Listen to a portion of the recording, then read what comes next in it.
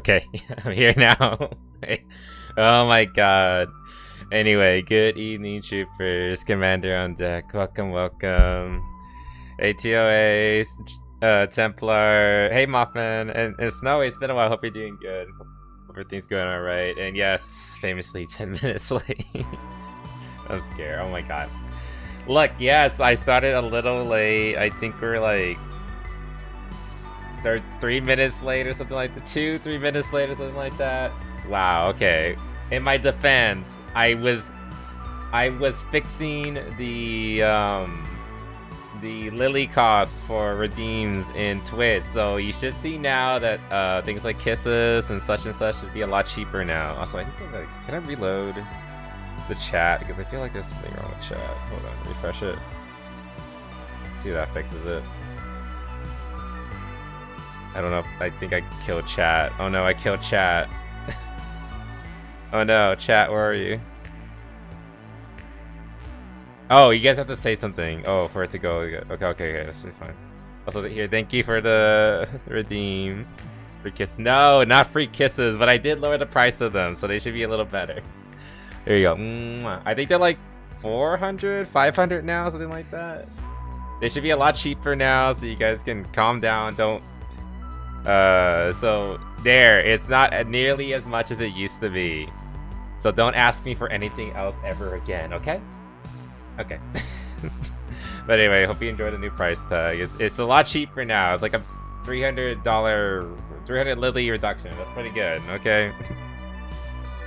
500's not that bad. Kick points. I look. Did you want the stream to like start even later?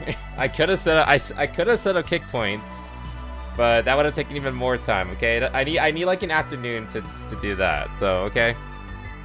So just deal with that for now. Anyway.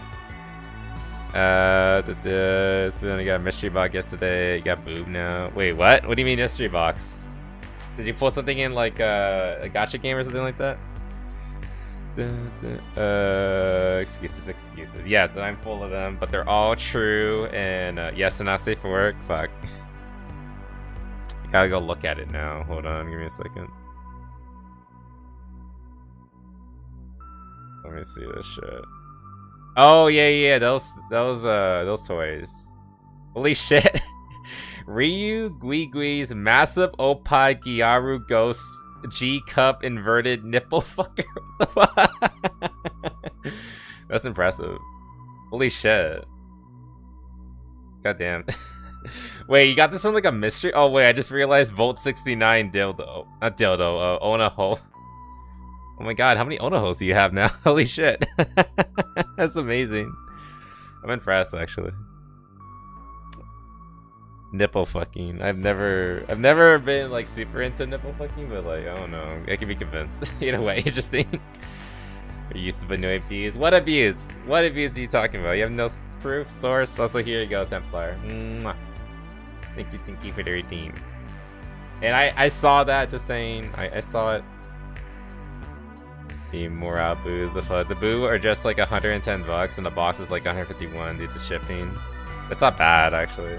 So you got like a whole box, and so like $200 for well, $250.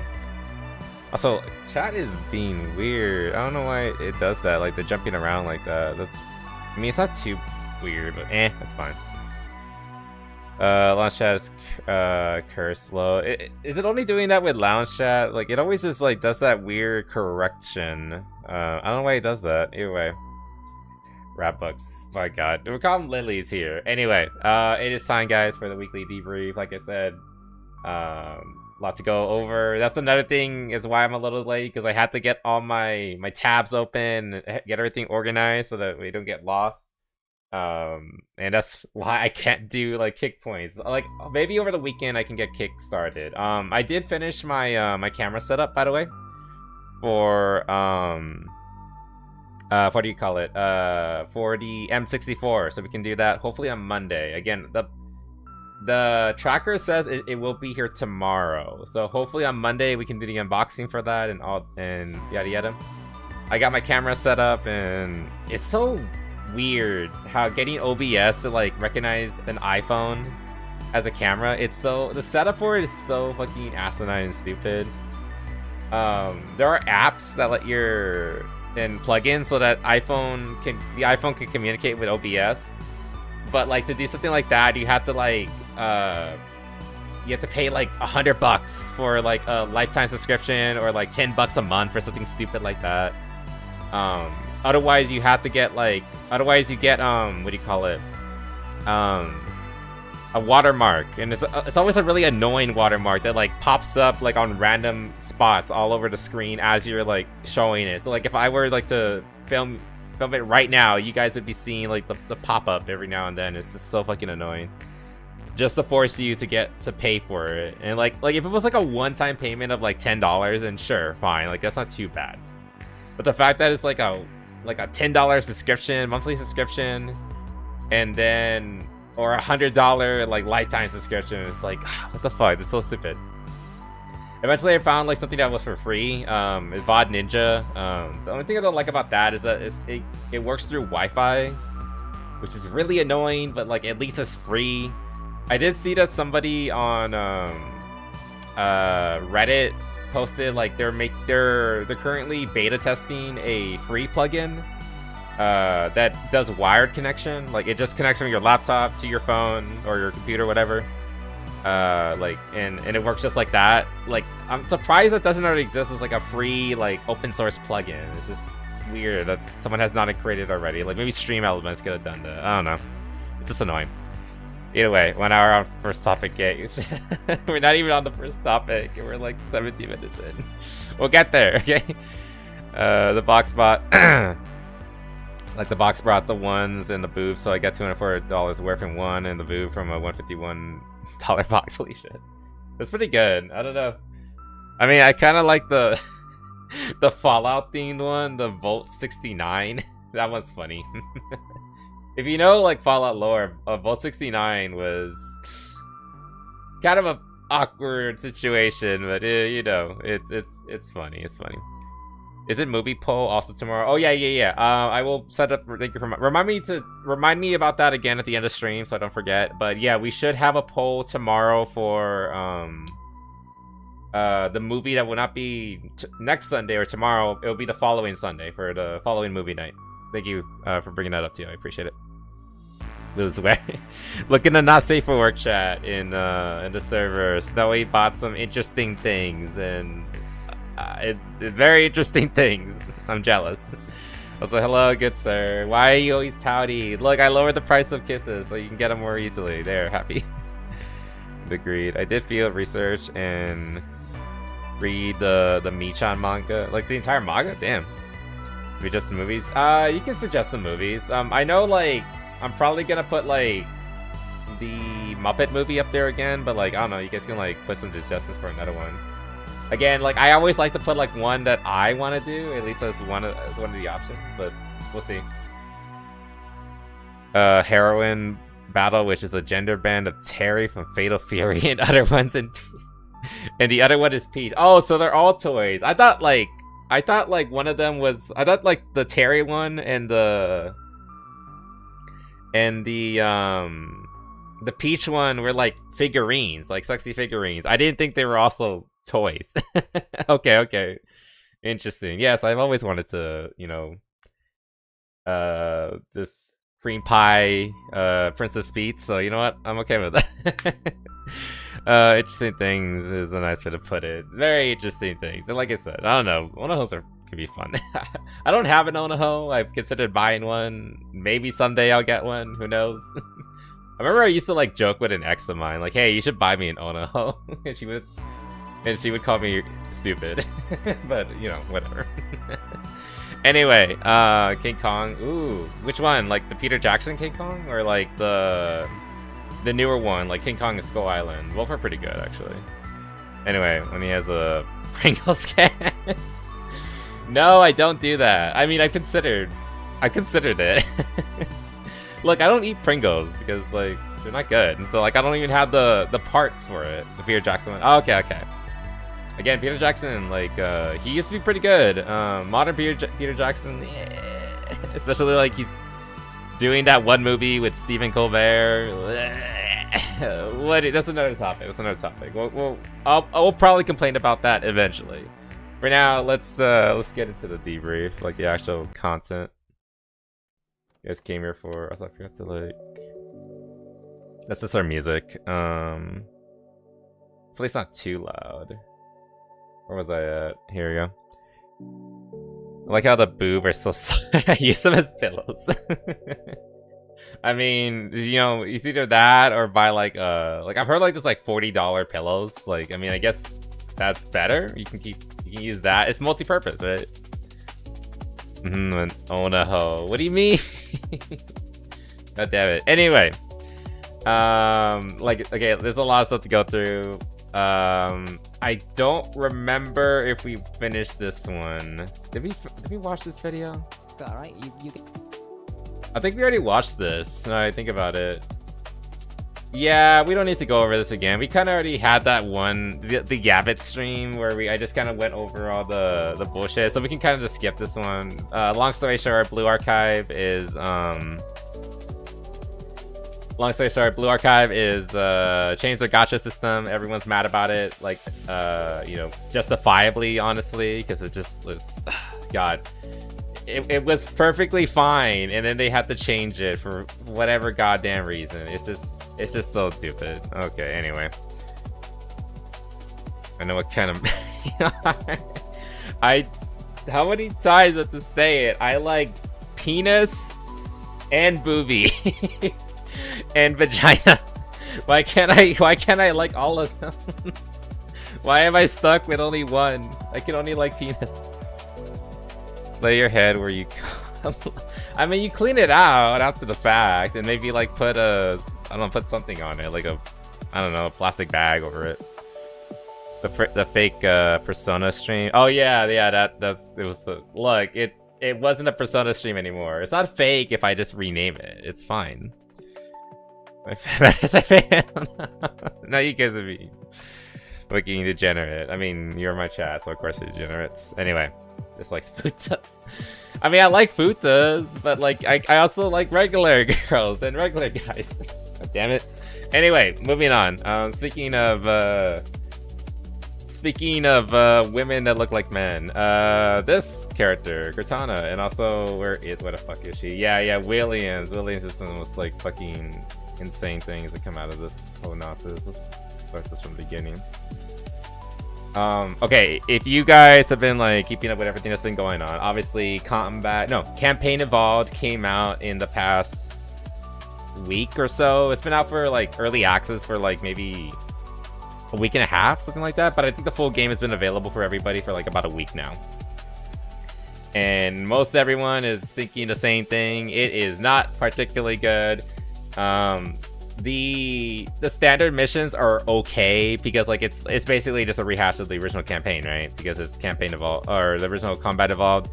This with like, you know, arguably better graphics. Like, I still don't really like it. Again, I'm kind of like about Unreal. I'm kind of just sick of it. But people tell me that it looks pretty, so I guess I'll take their word for it. But everything else surrounding it has been terrible, from like Cortana's redesign to make her look super fugly, the writing, oh my god. I just thought of like a perfect video that we could like be watching for this. Let me see if I can find it. Where like you like to be the girl. I can be both. Why can't I be both?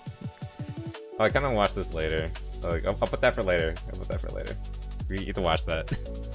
Anyway, okay, we could talk. Wait. All right, well, let's skip Vera. I actually have a better idea of something we can watch. Master Cheeks. Oh my god, this guy has like the perfect review regarding the recent Combat Evolved. Like really quickly, let's just look at like some of the changes and like, sure, you're both a homie and best girl. Sure, okay, I'll take that. That's not too bad. Anyway, so like first thing like this, like I'm gonna call it. I was right. I was 100% right. I remember like last week or so, I was kind of just like shoeballing, or like we're getting like trickled in like the changes the Campaign Evolved and like all the like the bad decisions.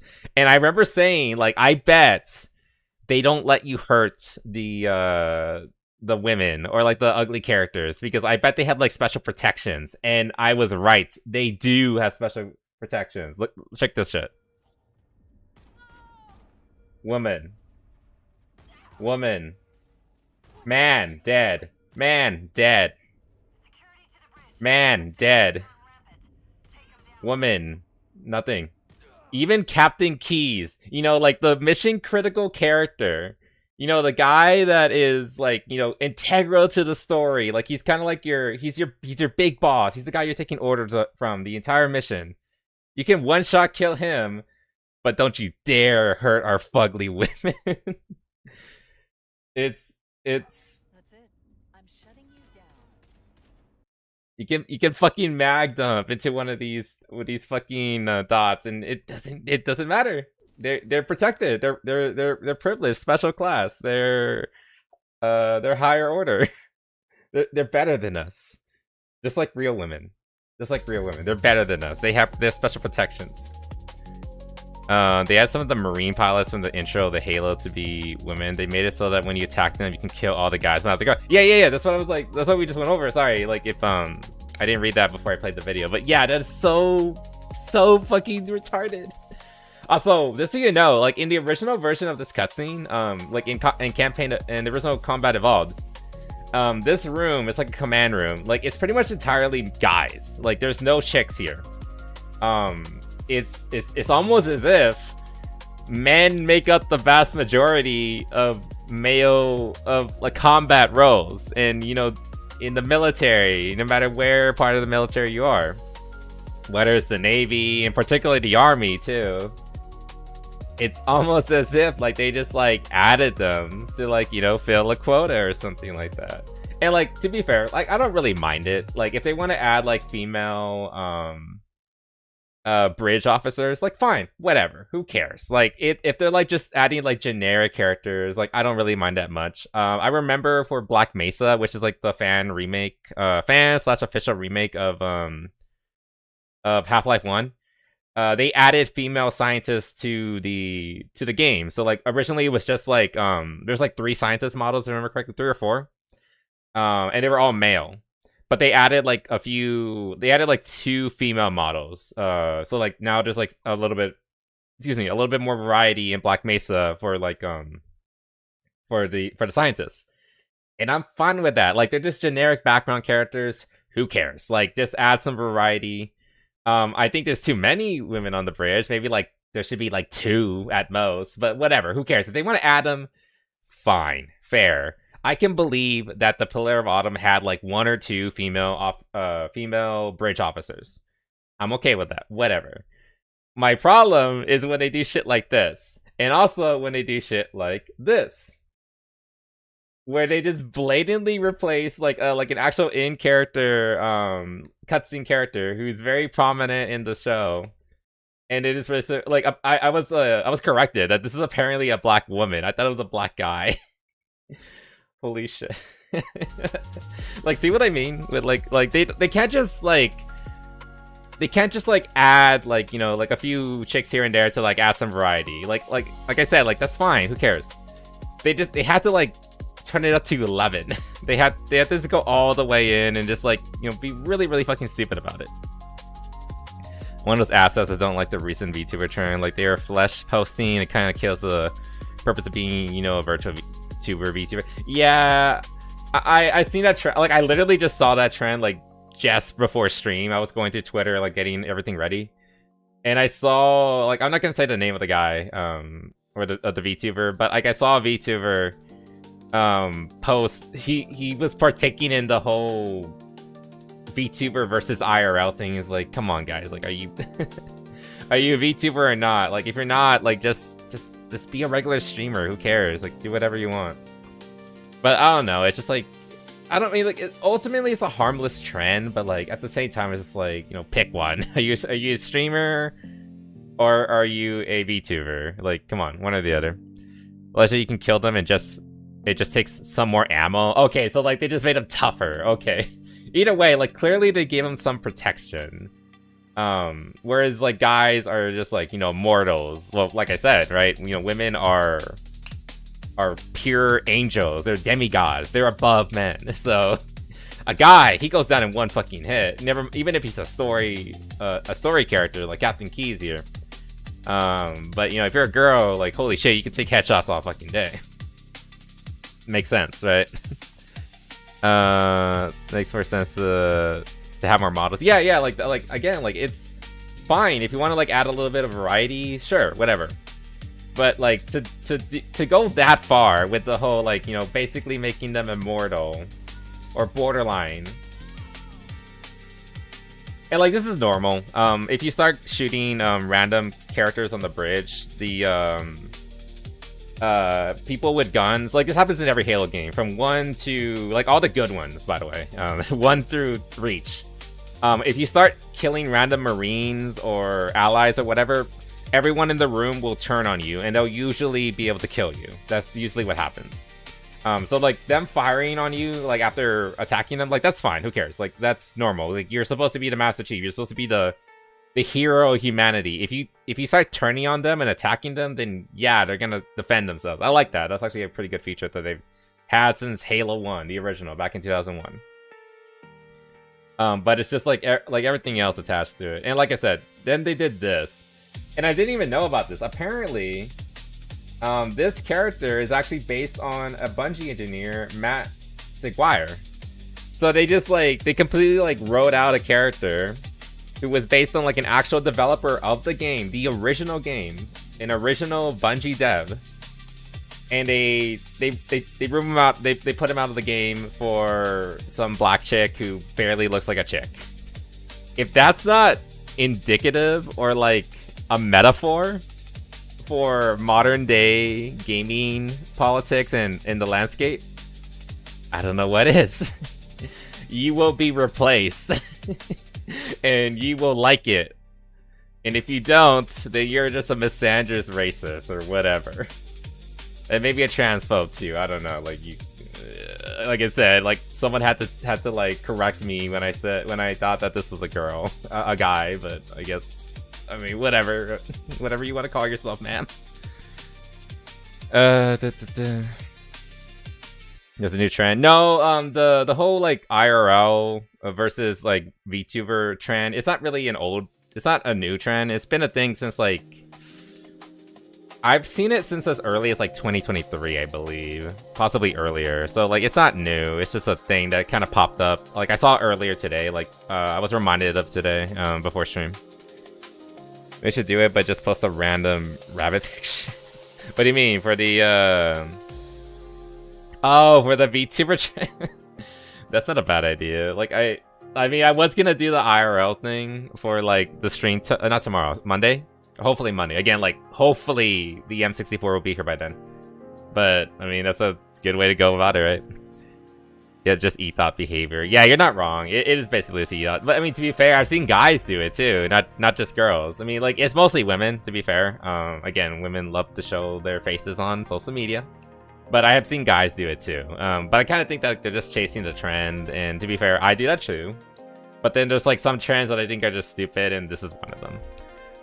I had got rid of Full Hammer. Well, technically Full Hammer is still in the game. If you look at the trailer, like, I think it's in this video, like you can see a black chick piloting the Pelican, and Full Hammer always was a black chick, and like Full Hammer was the OG like representation black chick in the game, and she's fine. Like I never had any problem with her. So like that was for them to like just like you had your representation. Did you have to do this?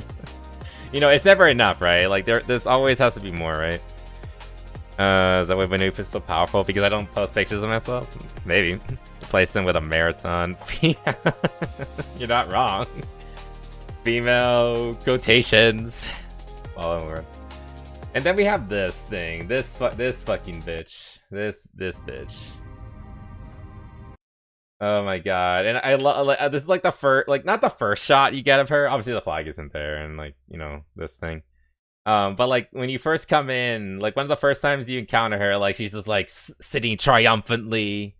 And like this video is so low res if I told you, if I were to show you this for the first time, like this low res video, and you might think that that's a dude, right? Like just saying, going from the haircut, from the way he's sitting. Let's see, I'm already doing it myself. The way she's sitting with her legs open, gun like that, and all that. I think you could probably mistake this for a dude. Legacy season ODST. Like that's just like maybe she is, maybe she isn't. ODST has women.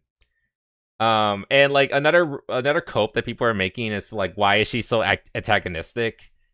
Is because ODST are super. They have a big rivalry with Spartans, because Spartans kind of replaced them a little bit. Because ODST were the best of the best, and then the Spartans came in and they're the better or best. So like they kind of like, you know, took the win out of their sails. So like you see that rivalry here and there. Excuse me. But like if you want to see a good rivalry between an ODST and a Spartan, just watch Halo Legends. See, which was that one? The Babysitter. Just watch The Babysitter from Halo Legends. That is a much better, more believable, more way better written, and honestly more heartwarming story of ODST and Spartans like coming to terms with each other, and kind of like, again, like it's just such a sweet story. The ending is so sad. Oh my god. Spoiler. Like if you want like a good ODST Spartan rivalry story, they already did it in 2009. Like nearly 20 years ago, they already fucking did it.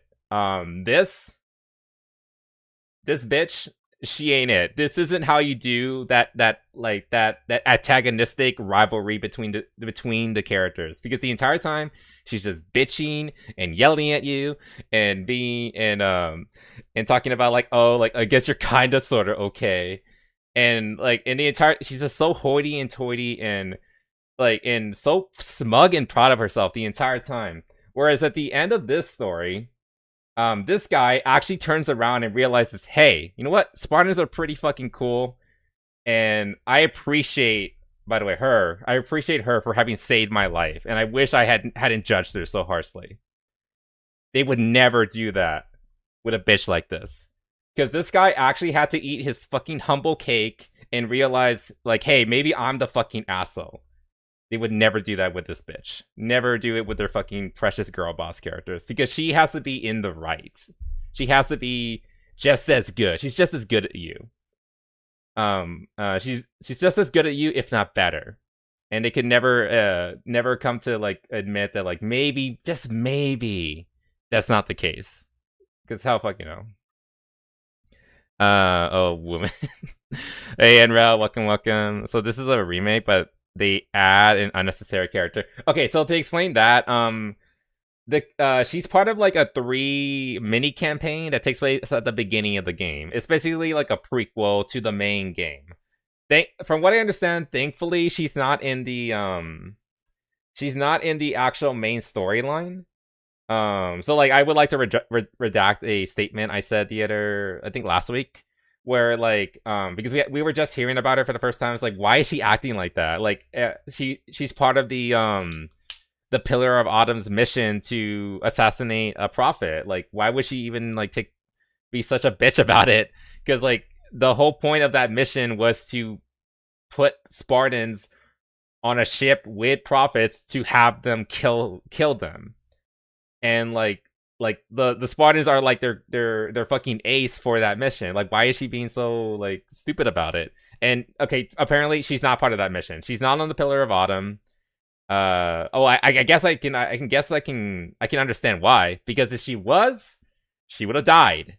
Because everybody on the Pillar of Autumn, except for Master Chief and Cortana, die. At least like the vast majority of them. So Johnson kind of sort of doesn't make sense. He kind of comes back, but like, you know, whatever, who cares? It's not really him, but it kind of is. Don't worry about that.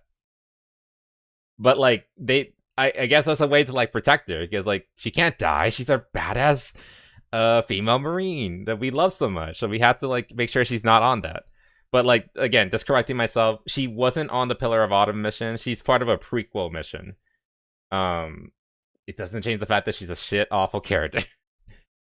Just bought the Blu-ray. Oh, for Legends, it's so good. You're not gonna regret it. Awesome, fucking. It's a really awesome series. I think you can watch it on YouTube for free. You know, I think about it, but again, Halo Legends is great. I absolutely 100% recommend it. I love the prototype episode. Which was the prototype episode? It's been a while. I need to see it just to like remember. Oh yeah. The big stupid mech suit. I say stupid, but like it's super cool. I love the mech suit. It's so badass. They added. Oh okay, it's just somebody like tried to make it in Infinite. But yeah, the prototype is so good. Amazing story. Again, everything in Legends is so good. Like there's some parts that are a little like They made Halsey hot, which I like. I like that she's hot, but like it doesn't make sense for the story because Halsey's supposed to be like a grumpy old woman.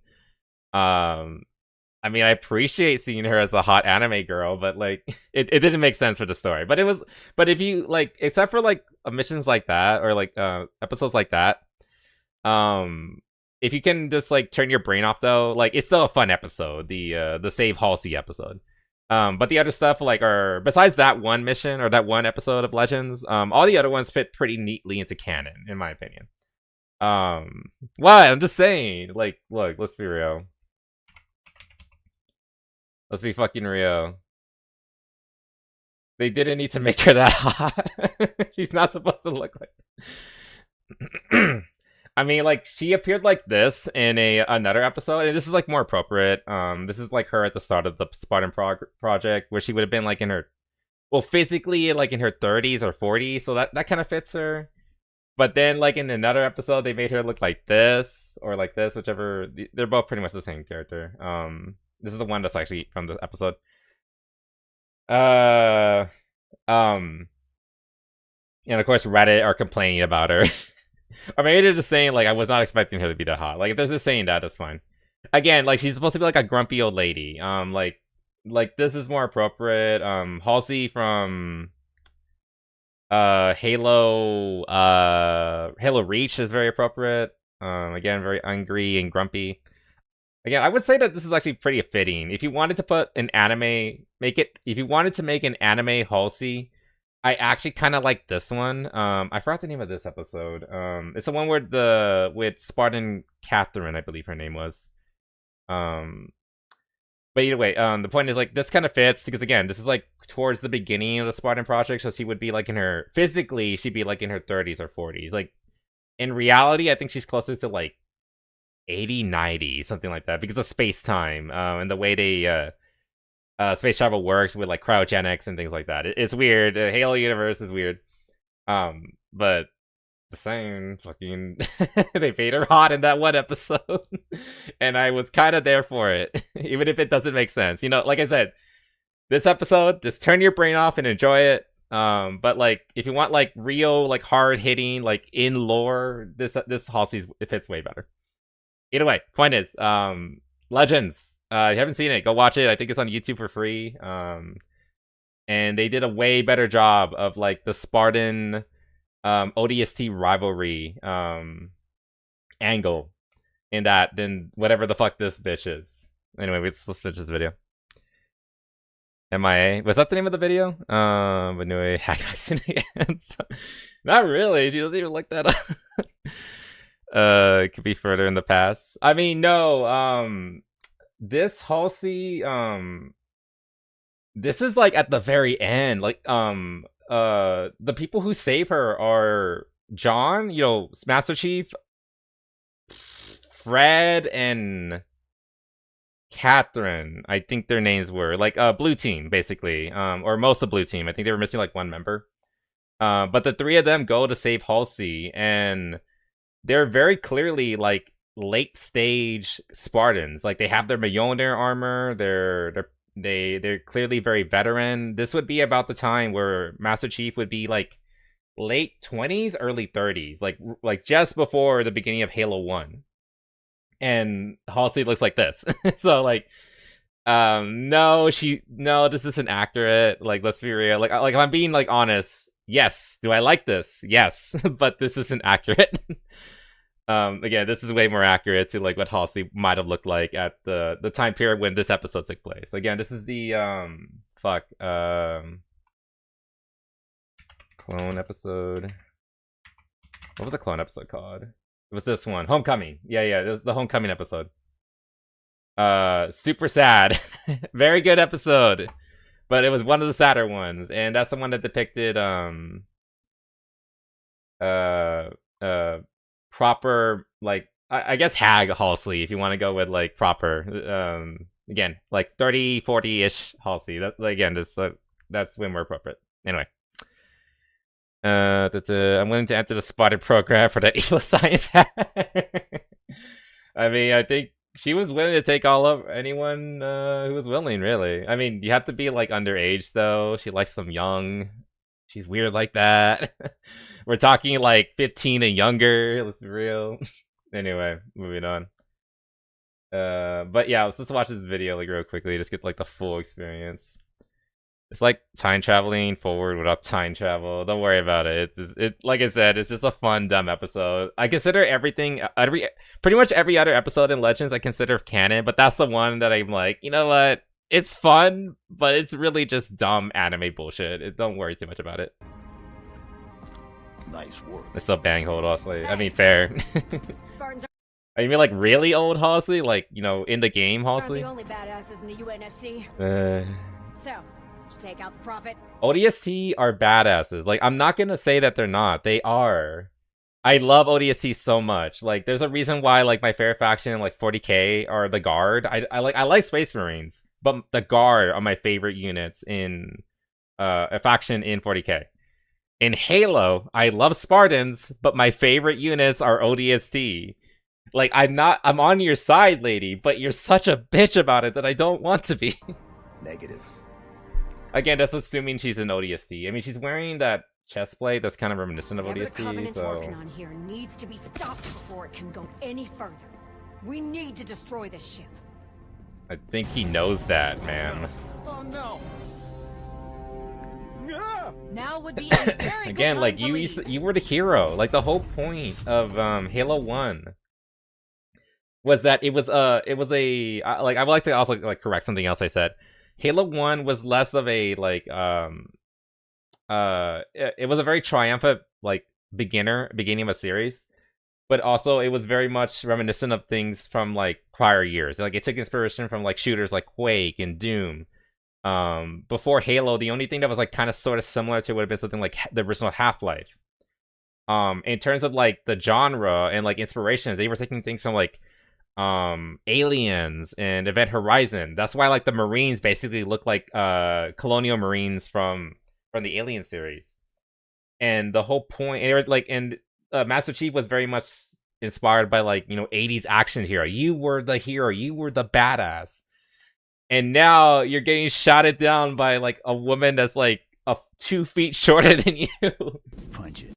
Because she was able to take down like 2 brutes with her squad. Sir. That's not Fohammer, by the way. That's some random pilot. We never know her name. Yeah, Chief used to be hero. Now he's getting fucking nagged by fucking God, the worst frames. Like, I don't think you could like pause anywhere and make her like not attractive, but like, you know, at least like tolerable. I don't know. Anyway, like, you're getting now you're just getting fucking nagged down by fucking Karens basically in space. Whoop-de-doo. That's what I want in my fucking video game where I want to be like a hero. Well, fuck me though. It's so bad, I know. So anyway, so like that's everything that's been going down there. I wanted to watch this video though because like this is so funny. Do you know how long we'll be going back and forth between it? Had control over the Halo IP? About 15 years. Yeah, it's been that long since Bungie left and Microsoft handed over the keys to the kingdom to a bunch of people who openly didn't even like the thing. 15 years. Yeah, like Bungie only had Halo for like a decade. 2001 to 2010. Less than a decade. Well, I guess more than a decade if you include the time they spent working on Halo, like 1998, I guess. But like if you only count like the release to release, they've only had it for like about a decade. It's like 343 or Halo Studios, again, I don't want to dead name them or whatever, has had it has had a hold on the franchise for way longer. What have they accomplished with it? Understandable. She's angry. You're pointing at the wrong guy, lady. Last minute Halo Media, I consume, was an AI video where Master Chief taught people how to fix a T-Out.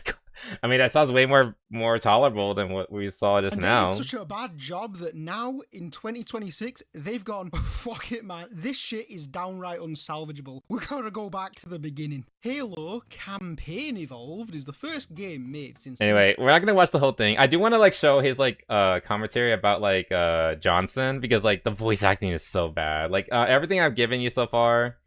But like the things that I like we haven't really touched on is like the voice acting. Like Johnson just sounds so bad.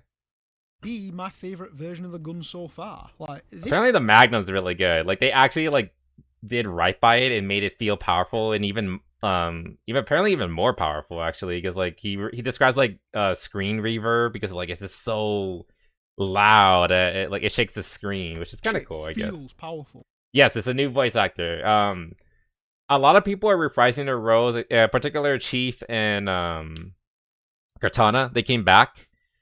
But okay, like two things. First of all, Chief's VA, I forgot his name. He's a fantastic VA, kind of retarded in terms of like his political beliefs, but like otherwise, you know, he's a good VA.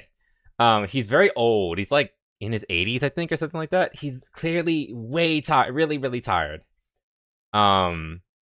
And Cortana, like, she's still young-ish, I guess. She's like in her 50s, I think. And she just sounds like they're like turning her. They're just like the best way I can describe it is like they're trying to really lean into like Valley Girl bitch. I don't know why they thought that was a good idea. They thought like Cortana's whole personality should be like condensed down into just being sassy, and that's essentially how they came up with this like new version of her. The gun has so much force behind it that. He's 76. Okay, I was getting close, you know, almost 80.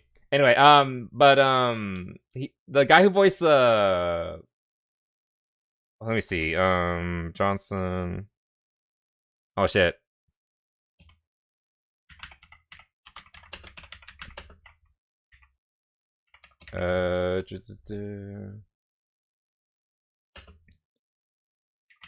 Original VA. David Scully. Do we know what he looks like? British. Okay. Okay, we don't have a picture of him, but with a name like that and the fact that he's British, oh no, that's what he looks like. Okay, that's David Scully. Yeah, like why did they replace him? Like I don't know why they replaced him. He's not dead, as far as I'm aware. What's his name? Scully. Oh shit. David Scully.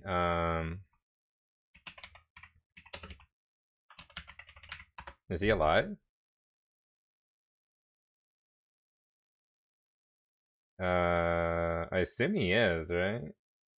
Anyway, they didn't bring him back. Like I thought for a second that like, oh my god, is he white? Is that why they're not letting him do it? Like you're not allowed to voice a black character if you're not black. No, he's black. Is he black enough though? I don't know. Whatever. The point is like he is amazing as Johnson. He is Johnson. And for whatever reason, like I still don't know why they didn't bring him back for whatever reason. I know what the ladies like. Yeah, like he was so peak. What the fuck? So he started from the beginning. Wait, what? Really? That's weird. Sorry about that, Templar. I mean, Twitch is fucking stupid. I mean, I don't know. Maybe they're monitoring me through you, and that's why it broke. Oh shit, that's way too loud. Way too loud. That's a little better. Okay, anyway, but Yeah, he's not back for whatever reason, and the new guy who voiced Johnson, and like that's one of Master Chief's. Again, I recommend watching this video, like his full review on combat, campaign evolved, whatever you want to call it. One of his biggest like gripes was just like how awful the voice direction was, like from the new voice actors to like the recast, like they're all just bad. Like I don't know why they did it this way, but they did. Quotable. Captain Keys. Okay, like he's doing like comparisons between like the original and the new one. Let's say he retired from voice acting. I mean, if he retired, like, I mean, there's not much you can do about that. Like, I get it. But at the same time, it's like, could you have gotten anybody who was like better at least? Good to see you, Master Chief. You live in a somewhat socialist country. I mean, maybe that's what happened. Maybe they're not letting you watch the base anyway. Oh no. Real pretty. Friend of yours? None of the new lines have that. They're either going to be delivered too naturally and reserved, or they just sound downright unnatural. Captain Keys. Good to see you, Master Chief. I don't know why. I just don't. Is it the same VA? He doesn't sound like Key. Things aren't going well. Looks like a Covenant patrol. Badass elite units. All KIA. Real pretty. Friend of yours? Nobody's gonna be quoting. Yeah, it's like it's just missing that like gusto, that like swagger that the original voice lines had. They're just not there anymore. Like the worst. Why not reuse the sound? Because like they had to make it their Halo. They had to make it. They wanted to make it like for a modern version, modern audience. I mean, and it's not like they really changed the lines. It's not like there was like anything really sexist or whatever, or could be interpreted as sexist. They just didn't like it, so they wanted to redo it to justify the remake in general. And like and I guess like because like you also there's some difference in pacing for like the lines and all that, or like the scenes, excuse me, the scenes have different pacing, so like you kind of have to redo the lines, otherwise you have to do a lot of editing. And they thought that would be too hard, so they're just like, we're just gonna do this. I don't know. Cortana and Johnson, which is weird to me because that's another thing. Yeah, they might have lost the original audio files, so or might not have like rights to use them. Okay, like audio is really weird. How do you? It's really weird. Like how like voice lines can just be like locked away forever if they're not used within like a certain number of years. Didn't even recast Cortana, so what kind of stuff were they telling her in the booth? Okay, Jen. It's the same script you read 25 years ago, but updated for the modern audience. Go. I knew it. The Autumn's accelerating. Keys is going in manual.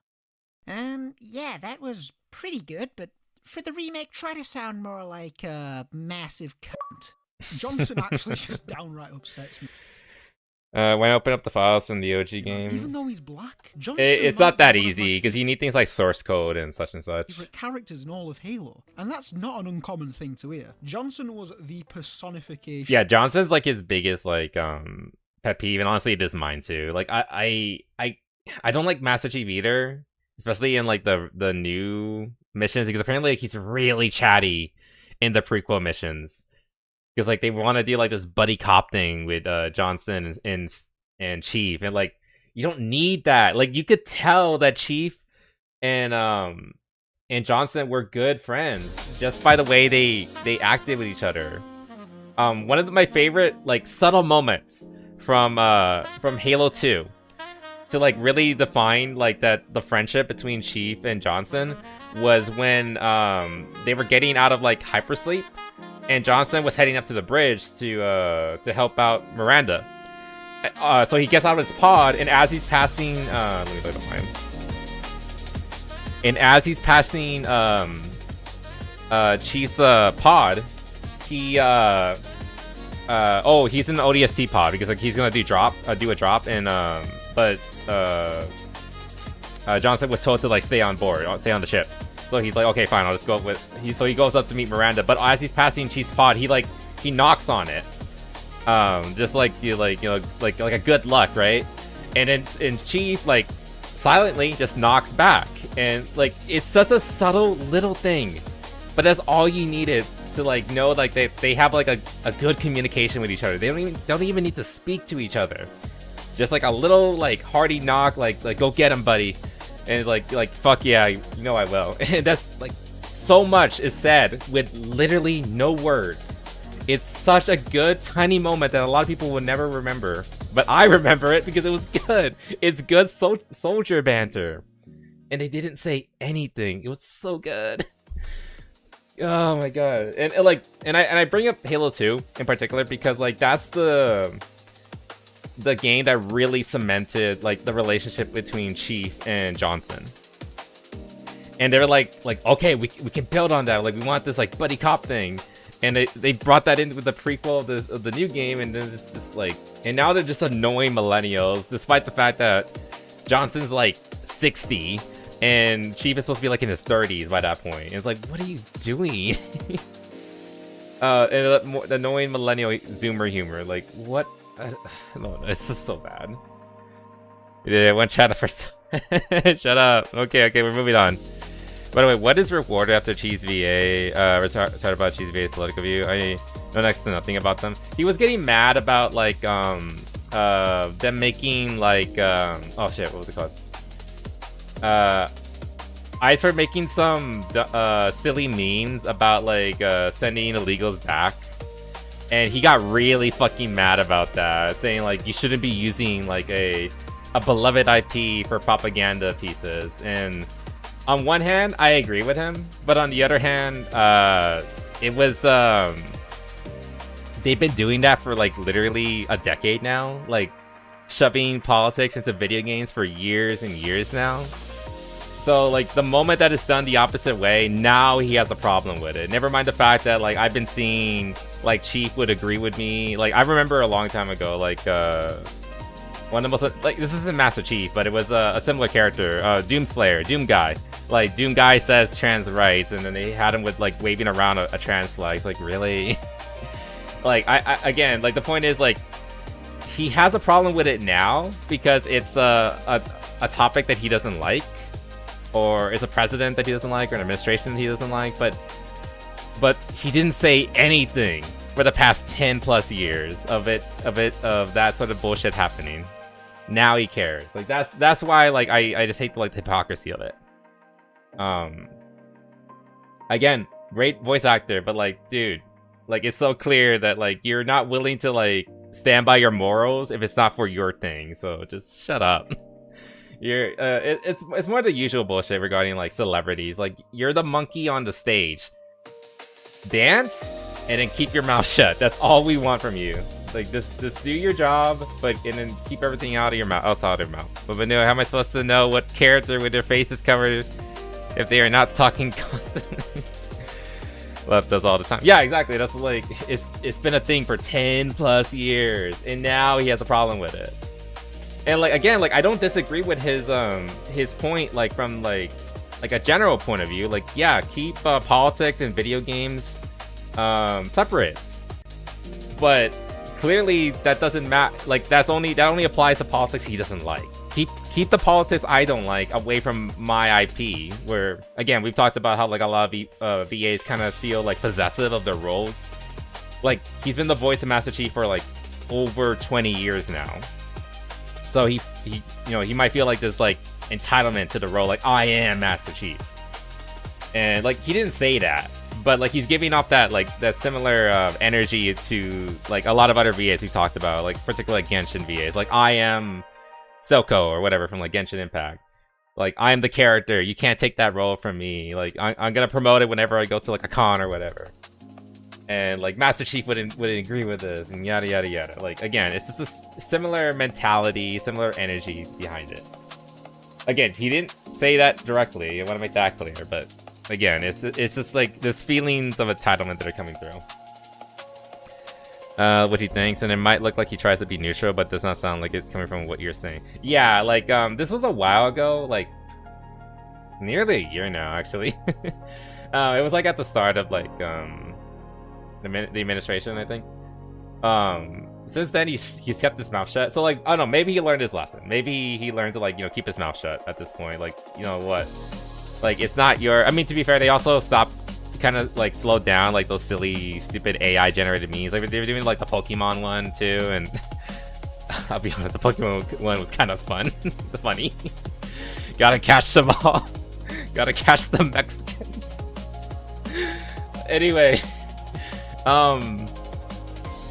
like they kind of stopped doing that. Like I said, like it was Ice doing like you know, like the catch line for Pokemon, gotta catch them all, but you gotta catch the Mexicans and send them back. You know, again, silly meme, again, dumb.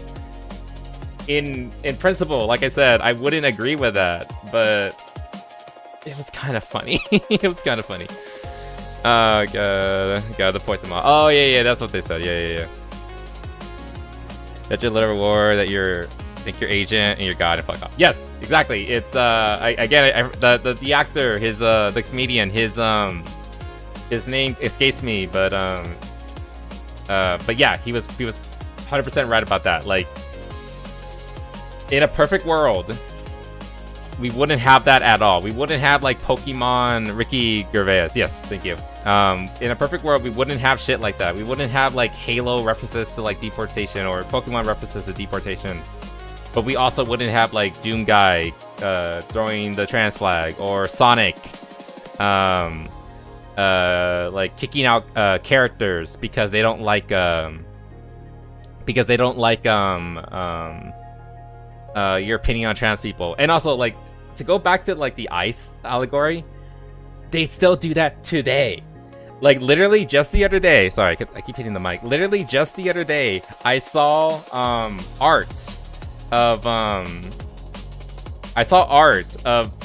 Cyclops from the X-Men laser eyeing Ice agents, and I was like, oh my god, this is so fucking stupid. I see it. I see it.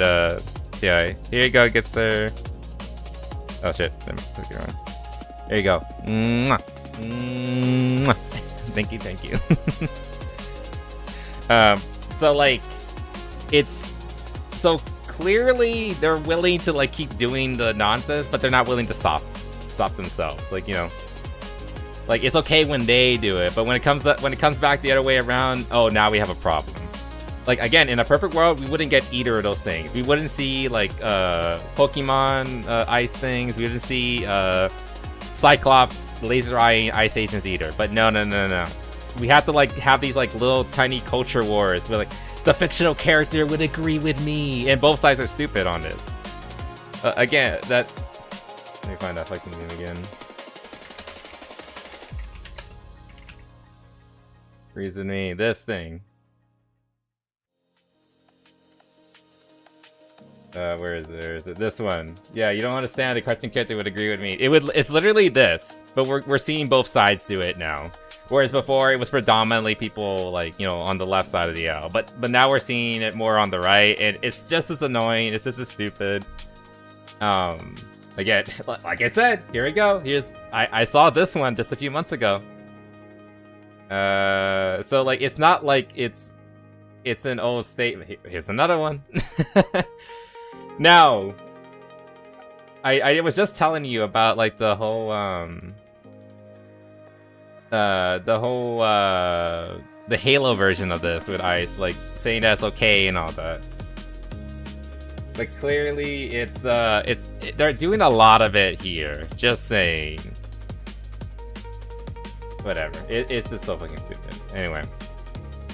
Anyway, let's just finish this part. Let's just try to finish up this part. Cool, macho 80s action hero archetype, but also black and sassy. You couldn't get enough of this guy. Black and like, he was so popular that even though he pretty undeniably dies at the end of Combat Evolved, they just brought him back. Like, they're not. I love how he goes for his ass. Spider-Man. Was it Spider-Man? It was Invincible in Wolverine. That's when I saw. How they just said, yeah, he's back. I don't know. And because everybody loved him so much, they were like, yeah, I don't care. 2 hours on first topic. No, we're gonna stop like soon. Man, here's where we show those split-chinned, squid-headed sons of bitches they couldn't have picked a worse enemy than the human race. We are going to blow the hell out of those dumb bugs until we don't have anything left to shoot them with. And then we are gonna strangle them with their own living guts. Am I right, Marine? It's not the same. Sir, yes, sir. Damn right I am. I could give that line with way more gusto and like emotion to it. But anyway, shit, wrong one. Man, they uncooled my. Oh my god. Okay, yeah. Anyway, listen, I'll shut up for this part. Damn right I am. Oh man, They uncooled my nigger. Yeah, I don't. I love Master Cheeks. Like I said, go watch his full review. It's really good. Mace, I know, right? Go watch his full review. It's really good. He's way more like I could probably give like a pretty decent breakdown, but I only have an hour, I guess. We're already done. Like I already gave you like my full synopsis. You want like a more like in-depth like review from a guy who actually played the game. He's a good guy to go watch. And follow him too. He's like really funny, incredibly based. He loves dropping N-bombs. And he's like a British white dude. You know, probably one of the few last remaining base people in England. So you know what? Good on him. Good on him. Anyway, yeah. So overall, the Combat Evolved is kind of just it ain't it, Chief. It ain't it. There's no quote. Man, here's where we show. You want me to do the full fucking line? Did I do it? I could probably do it. Let me see. Let's see. Should I do it with an accent, or should I just like do it on my own command? I should just do it on my own. Man, here's where we show those split chin squid head sons of bitches that they could not have picked a worse enemy than the human race. We are going to blow the hell out of those dumb bugs until we don't have anything left to shoot them with, and then we are going to strangle them with our own living guts. Am I right, Marines? And then who? Like, sir, yes, sir. And then like, damn right I am. Yes, sir. Shut up! God damn it. Anyway, I need to like put the where is it? Some high. Okay, we're about to talk about our favorite little internet princess. So we gotta get our get the. You got anyone you want to call out? You gotta get this ready. Oh, you know it, lad.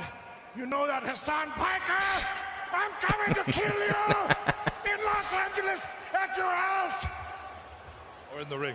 No, in real life. I'm going to stalk him and become obsessed with him and wear his makeup. I forgot about that one. And use his skin as a coat. It's been a while since we watched like this. The ancient Irish did. Well, that's your winner, Sam. Hey! Yeah. When was this made? I don't even know if this is real. Oh wait, let's close that. It's just a thing we play every time we talk about this guy over here, Hassan Piker. And I was thinking, look, maybe I was thinking about Master Chief rearranging my guts, and Johnson there as well, taking turns. That aside, that has nothing to do with me messing up that line. Anyway, moving on. Hey, what's up, guys? Riff here. So right now on Twitter, there's a very big conversation about the gaming industry. I don't know, like the first, like 5 minutes of display, and then we'll like go over it. What is the root cause for all the... So basically, Hassan is... Oh, let me just like explain a little bit. So Hassan is like butting in with the conversation regarding... What? I didn't say anything weird. Hassan is giving some weird gave some like his like intrepid commentary on like the current state of gaming. You know, like there's been like, you know, tons of, everyone's aware there's been like tons of layoffs like recently, and then recently EA CEO got like an $8 million raise because of like how well Battlefield 6 did, even though 6 fell off pretty quickly. Not like it did well sales wise, but it's kind of fallen off since. But you know, whatever. Anyway, let's do problems in the industry. What is causing so many layoffs and disappointing products? Well, that conversation is stemming. Women can rearrange my guts too. There's such things as strap-on. Just largely saying. From this post from IGN, which reports EA's CEO got an $8 million raise thanks to how well Battlefield 6 performed 4 months after the devs responsible for making the game. So this was like the big like. They can see some of the responses like this saying. A raise for bringing absolutely nothing to the table. It's astounding how the people who actually create are thrown to the wolves, but blood-sucking parasites sitting on top of the pyramid are rewarded for terminating creatively. Now, of course, CEOs getting massive payoffs, especially in the gaming industry, despite not really doing anything, is a problem, and this person raises up points, but that's not the entire issue with the industry, is it? Yeah, there's a lot going on besides like CEOs getting like obviously I'm like critical of CEOs. We were literally just talking like I literally canceled a Persona stream. Essentially I canceled it so that we can talk about a former EA exec coming over to Nexon and ruining Blue Archive. So clearly, I have a bone to pick with CEOs too. But there's plenty of other stuff to complain about regarding the state of the industry and why games are failing. But why people are therefore being laid off, because like if you fail, if you do something incorrectly, at like any other job, like any job really, if you fuck up, they're gonna replace you. If you continuously are making mistakes and you're causing the company money. Hear this sort of discussion about anything with the game industry. I don't what really does care that what mean? users like this think, or really the average gamer, No, that's gross. if you will. I want to hear what Hassan Piker has to say on this issue, because we all know he is a rank God, one dude literally gamer. has a picture of the fucker in his background. Literally one of the worst genocidal maniacs in the entire history of humanity. He has a fucking picture of him in his fucking bedroom, because of course he does. And he quoted the post saying, "This is what's destroying gaming, by the way, not woke, DEI, or whatever. The neckbeard streamers and slop tubers." Oh, that's me. Want you to believe. That's me. Oh, He's yes. talking about me. These slop tubers living I love being a slop rent-free tuber. in his head. I'm sure he was thinking of Asmongold as he was typing this out. Oh, I'm I guess that's true. surprised He was he thinking didn't about name- his little bait thing, Asmongold, his secret lover. drop him. But Damn honestly, it. a lot of the responses to what Hassan is saying is very simple, saying, Pretty sure shit like this, like the Stalin picture, it never happened. What percentage? Shut up. I'm rewriting history with my stream. Jeez. But him as well. Yeah, like that's what everyone's like. Yeah, and then he like this is like kind of again, we're getting off topic. Tangent. God, that's way too loud. We're getting off topic, but I don't know if like Rab went over it, but or it might have been like another guy, maybe Hero High, but he was like talking about how Hassan was basically like gaslighting people, like, oh, it's just like a Chinese outfit, like I just wanted to wear it. Like he's trying to gaslight you into thinking like, no, I'm not trying to like manipulate impressionable young people or anything like that and make them like believe that my ideology is good or anything. He tries to like, again, it's just blatant gaslighting. Like he literally went on stream just like pretend that like, no, it's just like an outfit I like to wear. He thinks he's so funny. "Nah, I'm pretty sure it's stuff like this," pointing out a screenshot of Williams bottom from sluts. Halo Not bottom, Campaign though. Evolved, the ground-up remake of Hassan's probably jealous of this asking girl's new girlfriend. Actually, like again, like that's another topic. I considered talking about that like a week ago because it was like the big thing people were talking about. Hassan was like reacting to Asmon's girlfriend, like again, like alleged girlfriend. Like there's like things here and there, like they might actually be dating, like if you're just playing into it. That being said, Hassan did like get angry over it because of course he did, because like, you know, this guy is like, you know, the bottom feeder, the bottom feeding loser, neckbeard chud that is Asmongold. Like again, like I have my problem with Asmongold. We talked about it before, like his commentary on like on lowly and things like that. I mean, like slop in other ways. God damn it. We talked about him, like there's issues I have with him. Like I have my issues with him. But that being said, like the fact that he just makes Hassan so fucking angry by the simple fact that like he is on his level, if not better than Hassan, and he has like the same amount of clout, if not more. He has the same amount of money, if not more. But in Hassan's opinion, he has none of the Riz, he has none of the Gucci swag.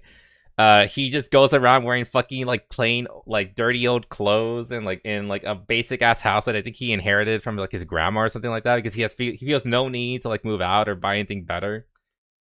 Like he has the money, but he doesn't flaunt it like him. And like again, very very bourgeois of like Hassan. Like he has to flout his Gucci shit and like how rich he is compared to everybody else.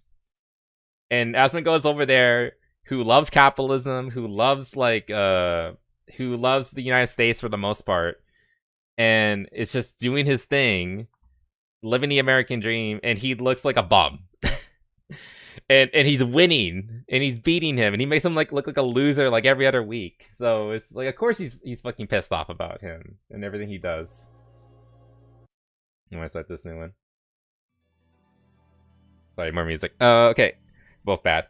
I mean, like I said, I think Asmongold has done more good than bad, but he has done bad. Like I said, like Asmongold is definitely not on par with Hassan regarding in terms of like badness. Like I would go so far as to say Hassan is like kind of evil in some ways. Again, like he fucking promotes terrorism and shit like that. So look, there's like having shit takes like Asmongold has had in the past. And then there's like literally being a terrorist groupie and saying shit like America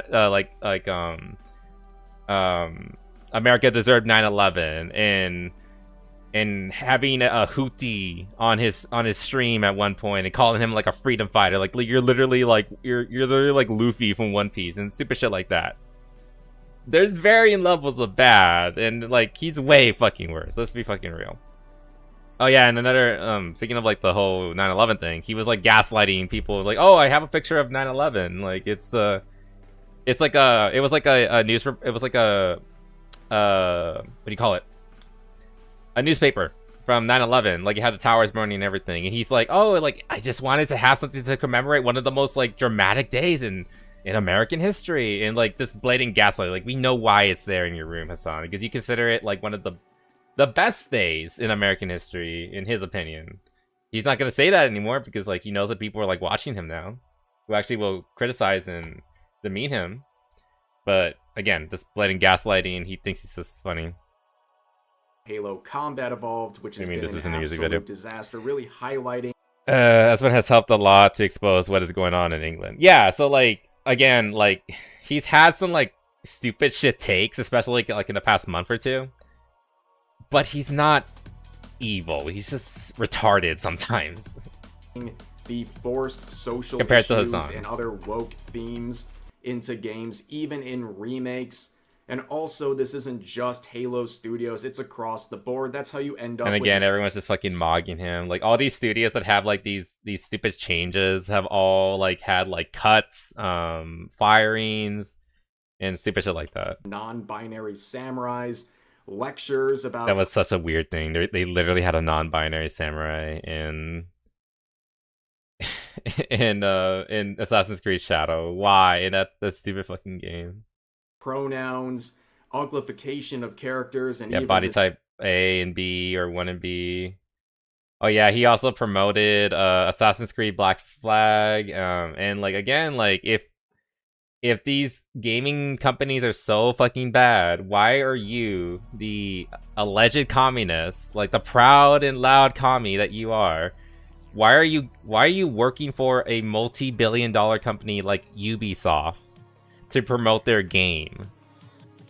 Is it like heck, like again, like if it was just because like I need a paycheck, fine, okay, I can at least respect you if you I can respect that. But no, but it goes like completely against like his ideas. Like again, not very. Again, this guy's like goes on.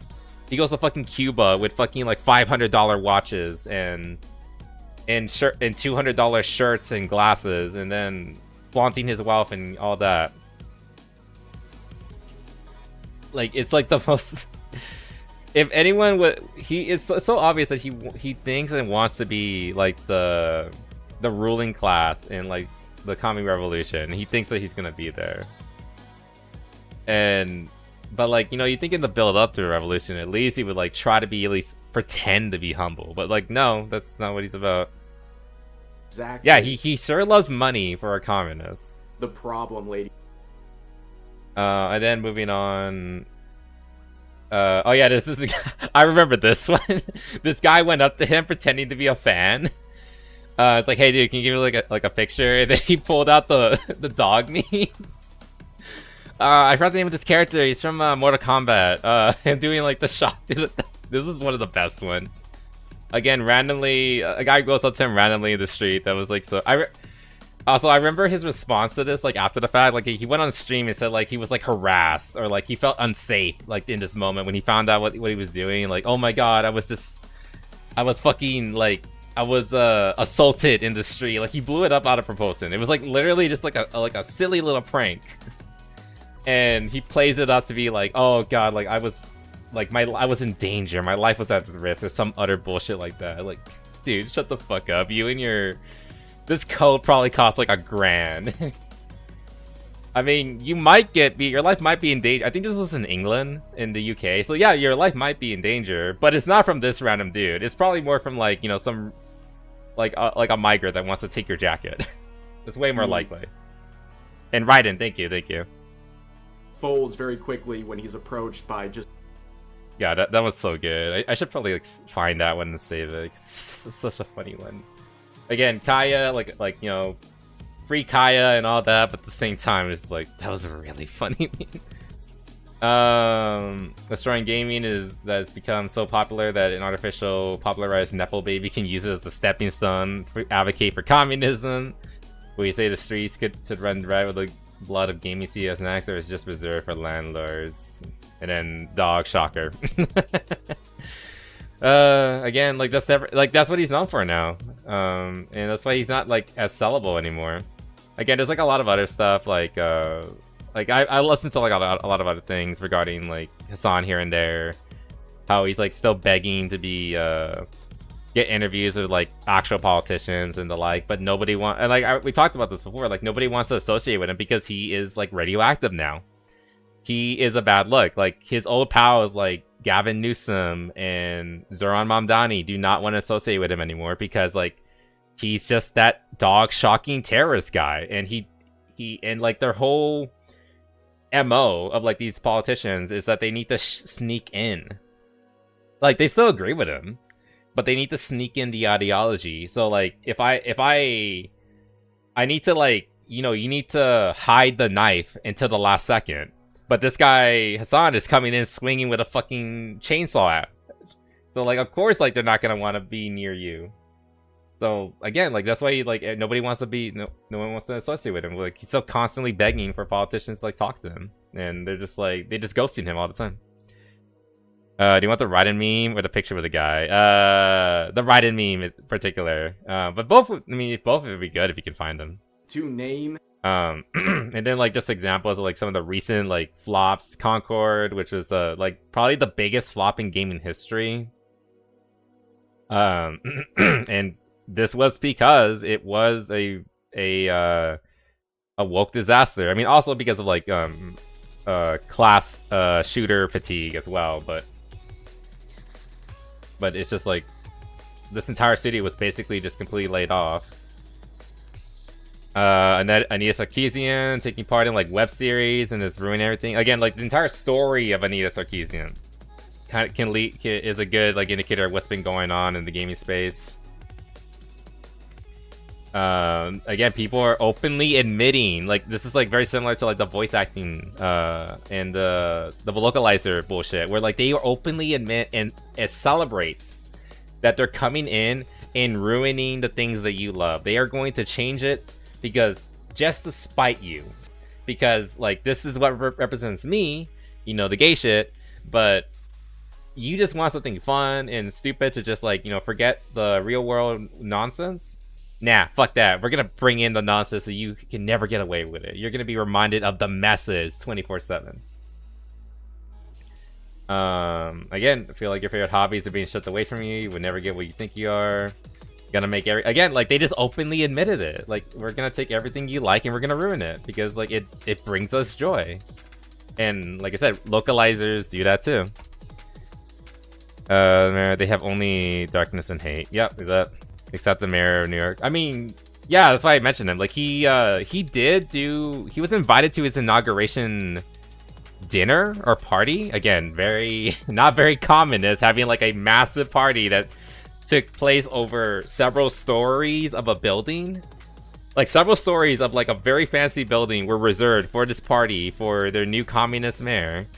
And where they were serving like champagne and caviar and all the most expensive dinners and meals you can think of. Very exclusive party. He was invited to that party. I remember that. But that was like the last time he ever had anything associated with him. Since then, like, he has been kept in a wide berth. I think he kind of invited him just as like a little thank you, but like, no, stay away from me now. You're no longer cool. We can't be associating with each other anymore. Do you know the famous Sam Hyde quote?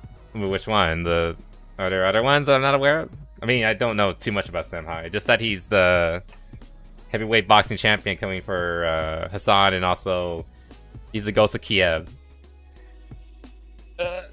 Only darkness and hate. Yep. And then there's like the whole like further like leading into this conversation of like how like again, like Hassan's whole thing is like, oh, like this is what's ruining everything. Suggestions. So I'll take a peek at that in a bit.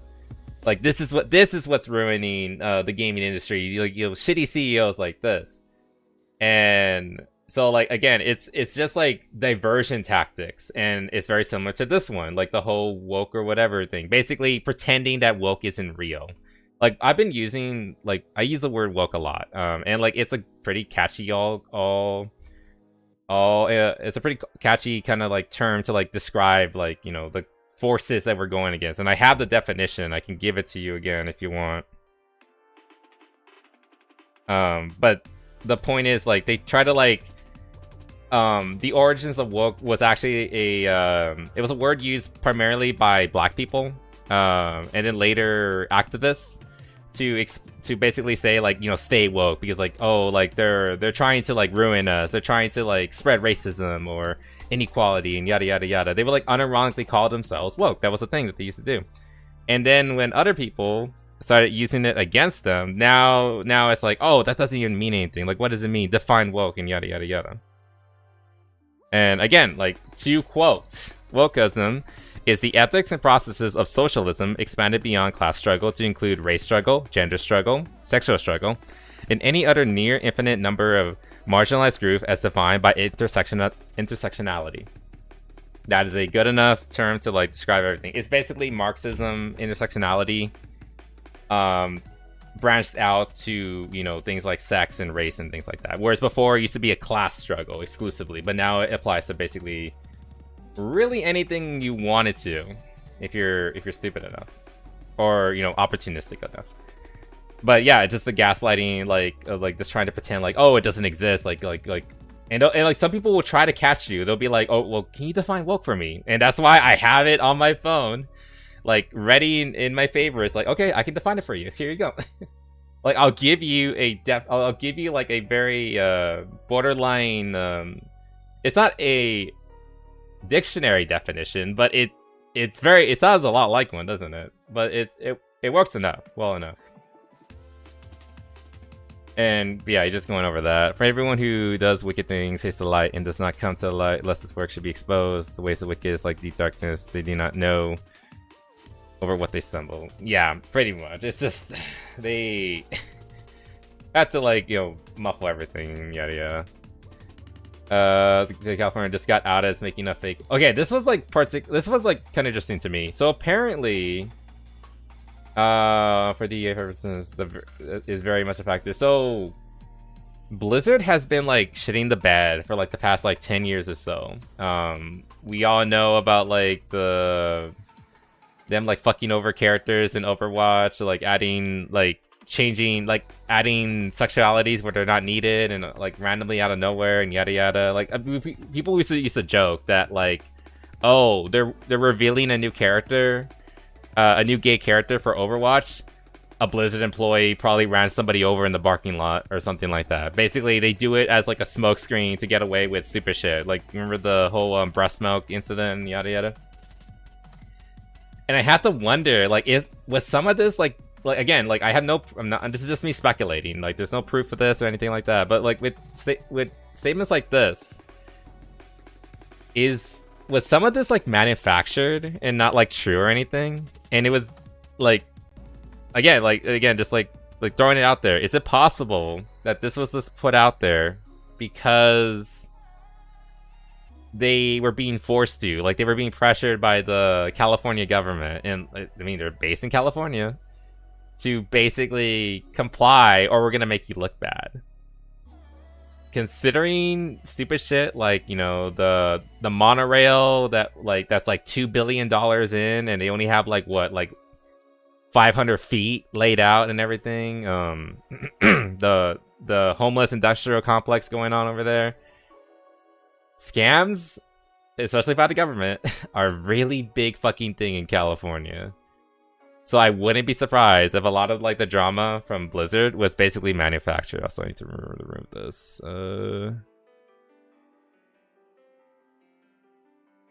Yeah, there was something there in my OBS that I forgot to get rid of. Okay. Anyway, but yeah, like I don't know. Maybe not. Who knows? California is slowly starting to look like China. It's been looking like that for a while, unfortunately, but not much we can do about that. Anyway, and yeah, like again, like things like this, like they basically just been pressuring like any studio that's based around there to like bend the knee or do whatever they want. It's only now that Blizzard's starting to get like their head out of their ass, maybe because California government is like distracted right now. Recent fires, riots from people who are getting fed up with them, potentially rigging an election, things like that. So who knows, like but recently Blizzard has been kind of like getting a little better. Like a lot of people have noticed that recent characters from Overwatch have been like conventionally attractive again. They even like gave them like swimsuit skins and such. So like, is Blizzard coming back? Are we gonna get good Blizzard again? But then I saw an article like earlier this morning that one of the execs said like they hate that they named it Warcraft. They hate that they're stuck with the name Warcraft for the series, and it's like, never mind. Never mind. I'm never gonna have a good reason to go back to try to get into World of Warcraft. It's never gonna go back to a good enough state to be worth my time. I'm just gonna have to pick up Final Fantasy 14 and buy that really cool Reaper statue because it looks pretty awesome. Anyway, it's not called a scam when the government does it. They call it graft because it sounds more sophisticated. Right, you're right, Muffin. They even cleaned up the homeless when the Chinese yeah, that was another really fucking weird thing. Like suddenly, you know, it's really easy to get rid of homeless people when and like, you know, enforce the law when, you know, our glorious overseas leader comes into town. Suddenly we're very good and very efficient. Suddenly their systems work very well. Weird how that fucking happens. And people have been saying like isn't the next Olympic Games gonna be in it's gonna be in like LA, right? Let's see how quickly those streets get clean. Let's see when they have like when like a worldwide event is happening where with all eyes, the international stage is on them. Let's see how quickly they actually shape up. It's gonna be funny. Why don't they like Warcraft? Because they don't like the fact that Warcraft is like it's a graphic name. It sounds violent and it insinuates bad things. Because like modern Warcraft, World of Warcraft, like has like silly, goofy commercials and leans into that millennial dumb humor and all that. Like we talked about D&D the other day. A lot of like modern Warcraft commercials, World of Warcraft commercials, are very reminiscent of what they're doing in like D&D, making it gayer and lamer basically. And they want to appeal to that audience, the wider audience, the modern audience who want goofy and silly, Fortnite-esque bullshit in their games, rather than like, you know, Warcraft always had like emos and silly shit in it, but it was a world at war, basically. You're basically playing a game where there's like a medieval world war happening with like zombie hordes and lich kings and cataclysm dragons that are causing the end of the world and shit like that. And while all this is happening, there are two major sides, Horde and Alliance, like butting heads with each other, like constantly at each other's throats. It's not a good world. It's supposed to be a land of turmoil and adventure. But, you know, we gotta have our comfy, welcoming, Fortnite X, farming sim or whatever feel to the game. So we can get, like, more of those, like, Zoomer dollars. Because, whatever. Because, like, that's the new thing, right? Something testing on dogs as well. I heard about that, but I wouldn't be surprised. It's California. You know, frustration does not come from homophobia when a caked up femboy talks again. At least we know that we're not homophobes. At least we know that. The company hire more minorities and women. But yeah, they've been getting pressure to like hire more women, even if they don't fit the thing. Again, it's literal DEI. You're literally hiring people based on their unchangeable characteristics rather than merits. That is DEI. That is equity over equality. Again, moving on. Oh yeah, and then this whole thing, Insomnia had interns coming in, and people were joking about this. Not like a single white man. This is like the only white dude there, and I don't know, he's probably gay or something. Everyone else is like black chick, Asian chick, probably goes by they them, Asian chick, black chick, Asian dude. That's someone who's probably trans, black dude, and this guy probably goes by they them or is gay. Again, they don't. It's pretty fucking odd. This is a different studio, by the way, Insomniac. They're not gonna say it outright, but I can almost guarantee that they were getting tons of applications for different people to come in and have them, because they just wanted an internship. It's an internship, like, you know, it's good experience, right? And I bet the majority of them were white dudes, straight cis white dudes, and they're like, no. Okay, this one's black, let's take them. No. Okay, so this is a chick. No. Oh, Asian. You know, no. And then eventually they settled on this. They let one white guy in. And, you know, like, you know, that's the quota. Like, he's the token white guy. You know, like, people used to joke about the token black friend. Now we have the token white dude. Like, fucking... Oh, fuck it all. Fuck it all now. Like, if this was, like, natural diversity, fine, who cares? Like, whatever. Like, if it was actually the case that these were the only people who came in and applied to join, then sure, then whatever, who cares? But I highly fucking doubt that the only people who applied were primarily women or non-binary and people with like dyed hair, and I think I saw somebody with like freaking wolf ears. Okay, it's just a hat. It's just a silly hat, but whatever, who cares? One of them's probably a furry. I mean, maybe he's the furry. Maybe that's why they let him in. You know, like, he put on his application, I'm a furry, and then like, oh, get that guy. Show. Indeed, he has that one famous Pride image. Don't bring up the Pride image. Don't bring it up. I know what you're talking about. I think we talked about it last week or like earlier this week or something like that, which is illegal to do. Yeah, you're not allowed to do that, but just because something's the law doesn't mean they'll find ways to skirt past it. Because, like, remember, they are doing it because it is just and right. So when they do it, it's okay. And, like, it's civil disobedience. We all learned this in school. Like, if a law is incorrect, then it's okay to break it. Even if that law is about equality and actually, like, you know, giving people a fair shake. But, you know, no. Fuck that.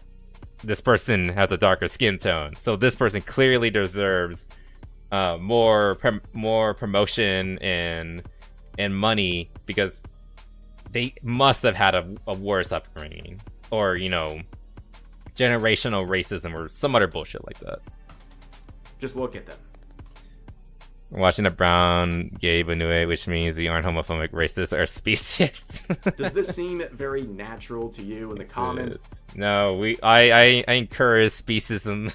Are roasting this, saying not a fuck cats.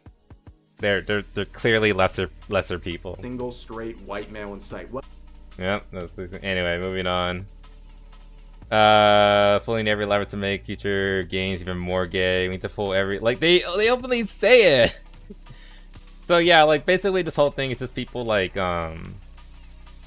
just like clowning on Hassan, just like showing every like literally piece after piece of evidence of like, you're telling me none of this has anything to do with like what's going on in modern gaming, why everything's failing. Like, Dragon Age the Veilguard, one of the worst fucking one of the biggest fucking flops in like the past like year or two.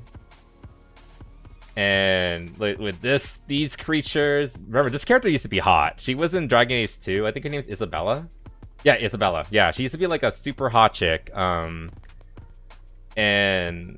like a love interest too. At the very least, you could fuck her and like you don't have to like get into a committed relationship, but like, you know, whatever. She used to look great. Let me see if I can find her. Again. Oh. Can't spell.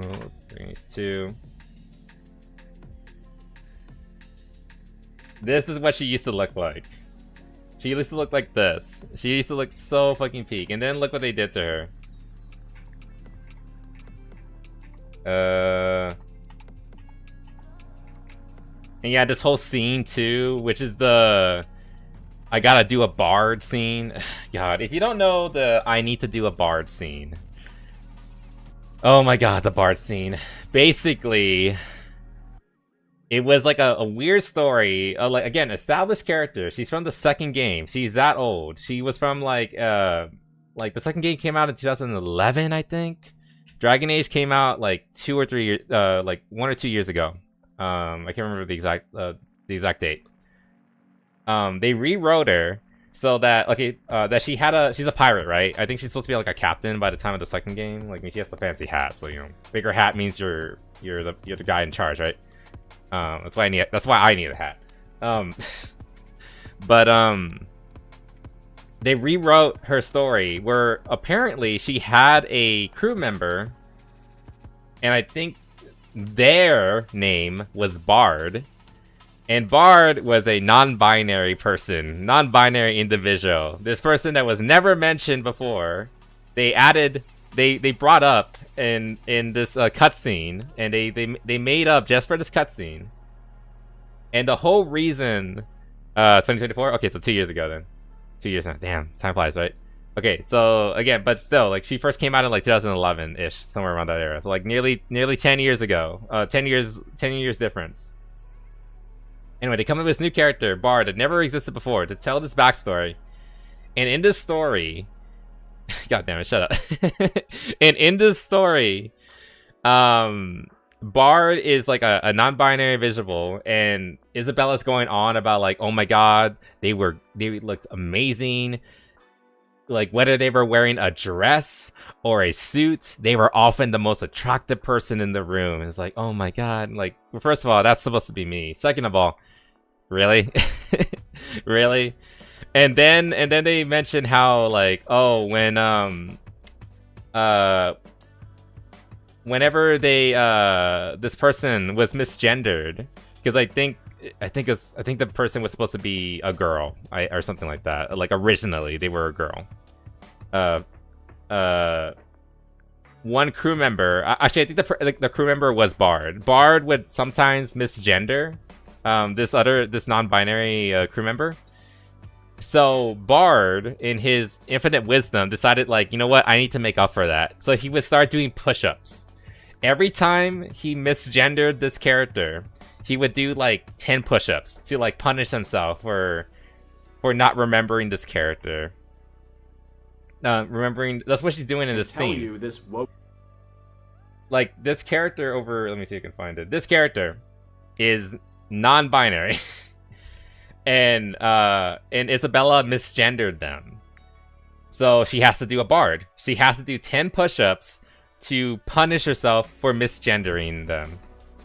And every time she does it, she has to do it again.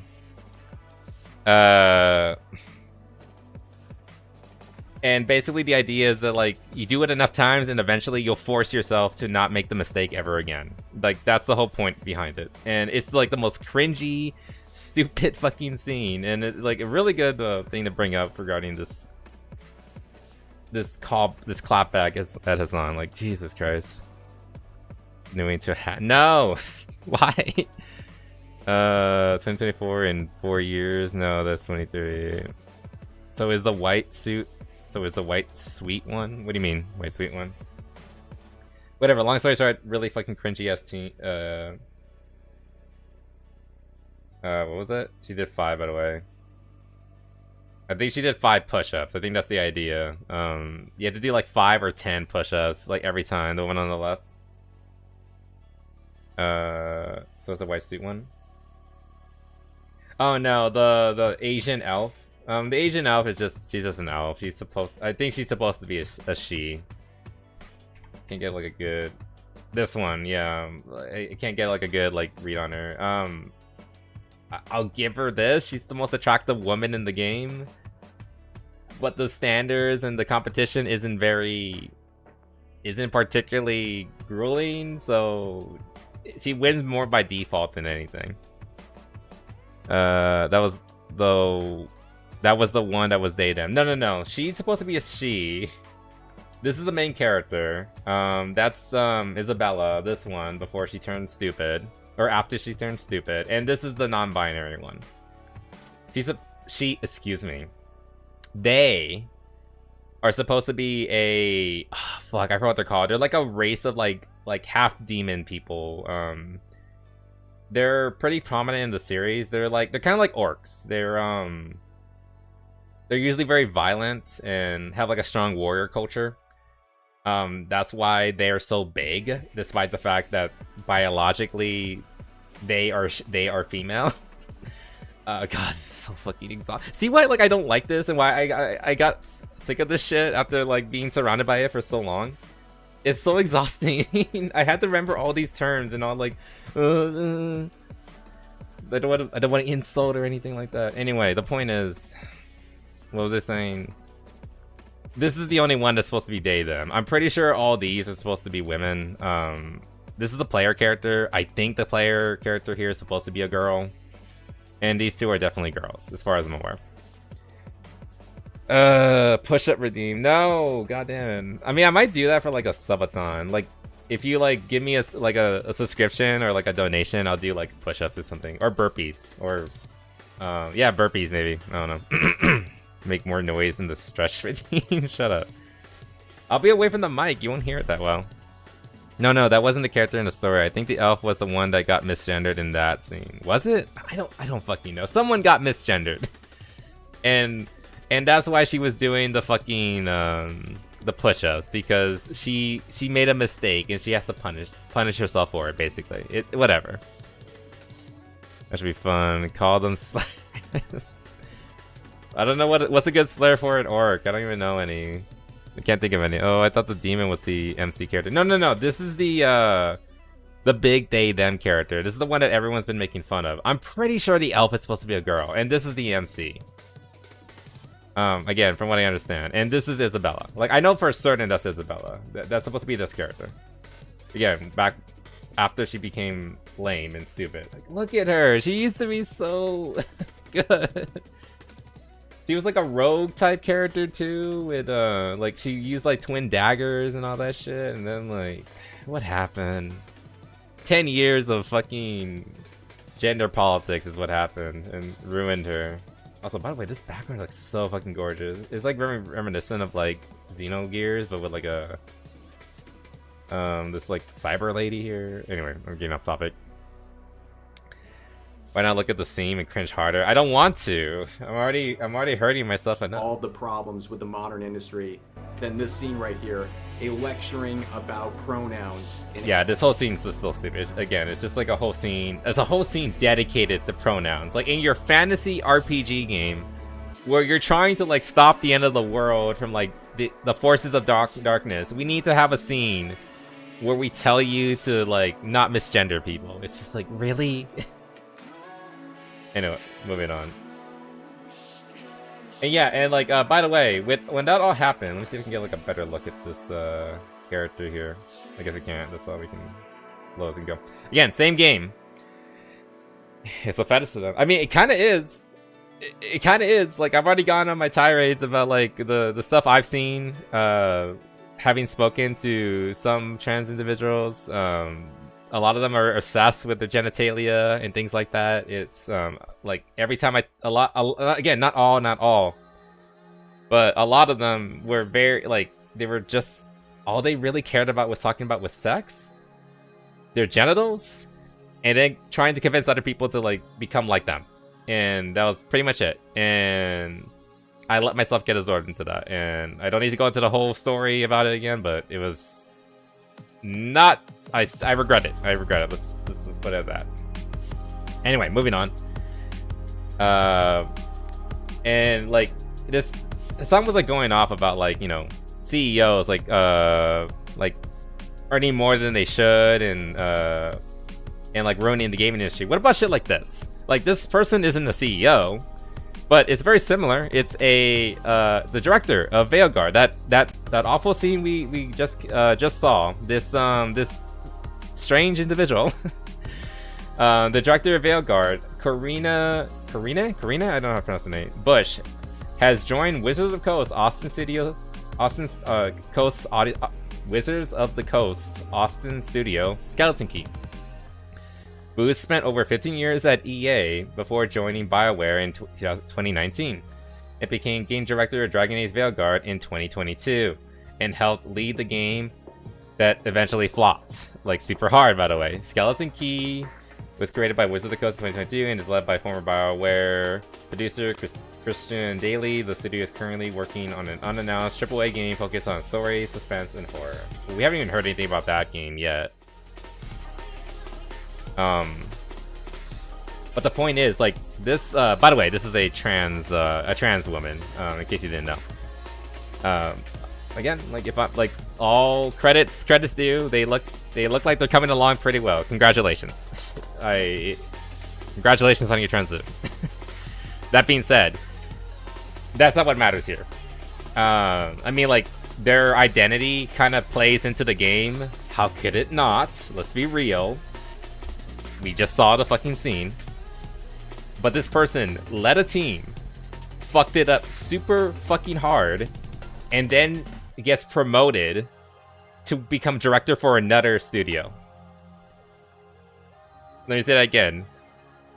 Led a team, failed at leading said team. The game that she made bombed super fucking hard, and then she just fails upward and got a new position, new cushy position, basically missed out on no work. I think she was like out of the job for like a month, maybe 2. If I remember correctly, the time span between the firings and then all that. Nichan drama. We'll probably get to that like after this. That's not a bad idea. I don't think it's like, I think they do, but they don't care. Like, the point, like I said, this is a trans woman, so like she gets special privilege essentially, because like Wizards of the Coast, we already know Wizards of the Coast gets they're all about that shit. Like we talked about the D&D gay page and yada yada. So that's just what they're into. They, even if they're a failure, they don't give a fuck. And I did talk about like I recently was like reminded of a quote recently. Let me see if I can find this.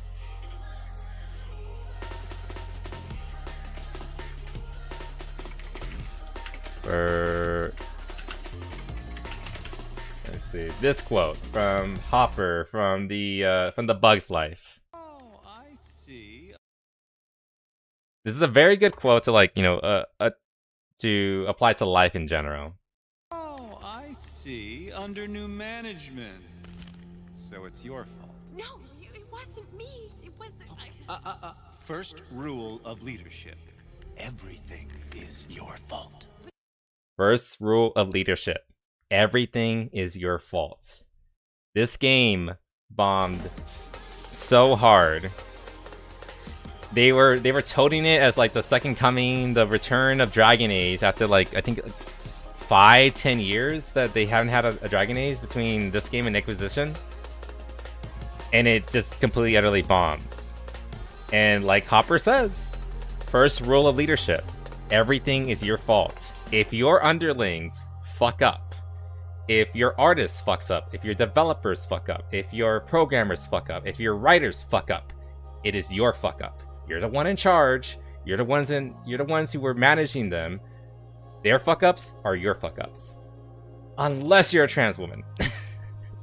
Then you can fail. All those artists and all those other people can can lose their jobs, lose their credibility. Because like I don't blame like the artists or the programmers or like people like that. Like I blame like the writers primarily and her. But like all those other people, those who like who made the game just work, because like making a game is a hard thing. It's a multi-factored giant project that needs a lot of people to come together and work to make something come together. So here you go, TOA and Templar. Mwah. And thank you. But like that doesn't matter. It doesn't matter. Just because it's your fault doesn't mean you're gonna suffer for it, because like you have special privileges, because like you represent the message, and therefore we're gonna hire you again to do something worse. Again, failing upwards. And again, to go back to like Hassan's like message, like okay, if the problem is really regarding what do you call it? Leadership, like CEOs getting paid and like getting away with doing basically nothing and getting all the rewards. What about leadership that did everything wrong and still gets rewarded? Where's the outrage for that? Hassan? My guy? Like my buddy, my brother, my brother in Allah. Where are you? Why aren't you calling this shit out? where are you at, my guy? It doesn't matter, because like this agrees with him, because it's not the CEOs who are getting the money that's the problem, or the it's not the easy thing that you can point to, like CEOs getting all the money. It's a bad leadership that also happens to have the correct pronouns. Anyway, also is fail upwards. It was that Sam Hyde's quote, really? You got the first kiss. I think you TOA because you redeemed it first. I guess. yeah, that's fair. This is in the comments underneath, begging to suck off billionaires. It's like that's how they always go. They always go to this like quote. Like this is such like a baseline quote I've seen so many times. Every time like you call out like these criticisms, every time you say like somebody shouldn't die, like remember that CEO that was shot in the streets and everybody was like cheering it on, like oh my god, go Luigi, go. And like, you know, sensible people were saying like you shouldn't do that, like what the fuck are you doing, this is what's wrong with New York and yada yada. They always default to like, oh, you're just a fucking bootlicker. Like they have nothing else. They have no fucking actual comeback. Like here's all like this nuanced arguments. Like I've been talking about this one video for like the past like what 40 minutes or so. Like here are all my arguments, my nuanced takes, and yada yada yada. You're just a bootlicker. That's all they have to say. It's just lazy ass bullshit. I can if I had a dime for every time I seen a quote similar to this, like calling you a bootlicker or like you're just sucking off to like billionaires, yada yada, I would be a billionaire. Agenda is that. So again, more people like just coming to. Oh, wait, hold on. I don't think people don't understand the importance of not laying off your devs. Believe about the money. Devs are getting laid off of 6 to 8, right? Like, there is some nuance you can argue with this take. Like, I think we talked about like again, like I'm willing to approach these kind of things from all sides. I remember talking about Pokemon and how oftentimes they will hire on like every Pokemon game for like the past like 2 or 3 mainline games. They have a pattern of hiring on freshly graduated college students who just came out of college. They are ready to like get into gaming development and coding and all that. They will hire them on at a low rate because like, you know, they just graduated. They can't really ask for like a particularly high rate. They'll let them come on like, hey, come on, make Pokemon with us. And they're like, oh yeah, it's awesome, great. They will make the game with them and then they'll fire them. And then for the next game, they'll do it all over again. Like that's kind of like what this person's talking about. Like that's a bad strategy. You should let those coders like stay on so they can learn the engine, continue developing the game, and And like that's why, like that's one of the big reasons why modern Pokemon games are so bad. They're so buggy. Their stories are fucking abysmal. They can't like do National Desk anymore, despite the fact that this is a multi-billion-dollar franchise. Because the only people who are there, who have always been there, are leadership roles, senior staff. You know, the people who aren't like, who are only like contributing to the actual making of the game in very small ways. Well, not very small ways. You know, leadership matters, but like they're not like learning the code. You're basically restarting the team from step one, so you're not giving them a chance to like learn the engine, and then on the next game they can work a little better. They can push it out a little quicker with a little more polish, better optimization, better story, like, you know, overall improvement all around, right? But they don't give a chance for that because that costs money. If they keep them on for an additional game, they're now veterans. They've now like put their time and effort into a game, so they're gonna start expecting raises, and we can't have that. Not in our multi-billion-dollar franchise. No. Much better to just fire them and get another round of eager young college graduates and have them make the next game, and then we can fire them again. I'll miss you. God damn it. Shut up. But the point is, like this person might have a point. Like, that's a problem in the gaming industry. Like, I mean, that's one particularly, but that's a problem that's particularly, that at least that I'm aware of, is like particularly unique. Not unique. I'm sure there's other studios that do something similar, but particularly unique to Pokemon and the Game Freak and the Pokemon Company and how they run things, and how that's a bad way of going about everything. For the games that we're talking about, the Veilguards, the campaign evolved, the Suicide Squad killed the Justice League. What other examples did we get? The Concords. Those games were made by legitimately talentless hacks. And I'm not, and am I being a bit like verbose and kind of cruel about it? Maybe. But I mean it. They were talentless losers. They made a bad game.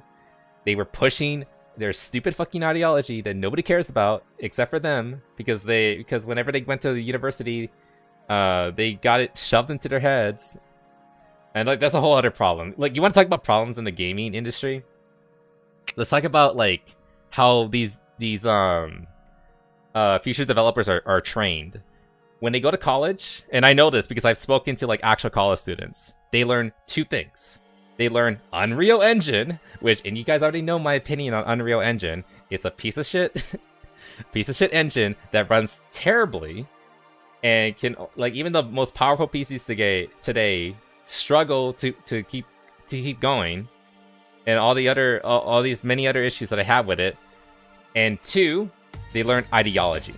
They learn about suffrage and how they need to like be compassionate in their representation of certain individuals and casts in their games. You know, you got to make the minorities look good. You got to make the women look good. You can't like sexualize the girls too much, or at all, really.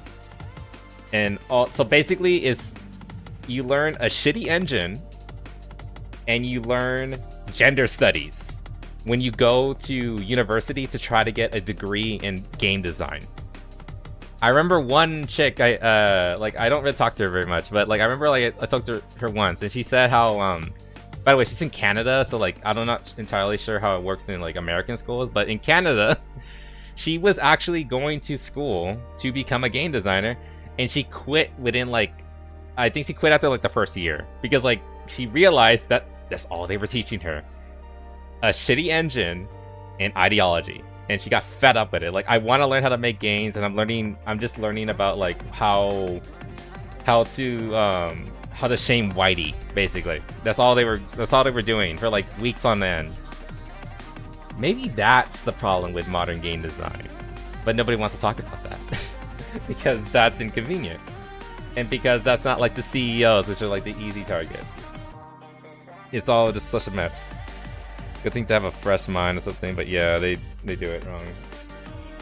Yeah, like, I mean, I can understand like getting a few new people every cycle or so. Like, you know, people are coming out of university. Again, this is Japan, so like they're probably being taught better over there.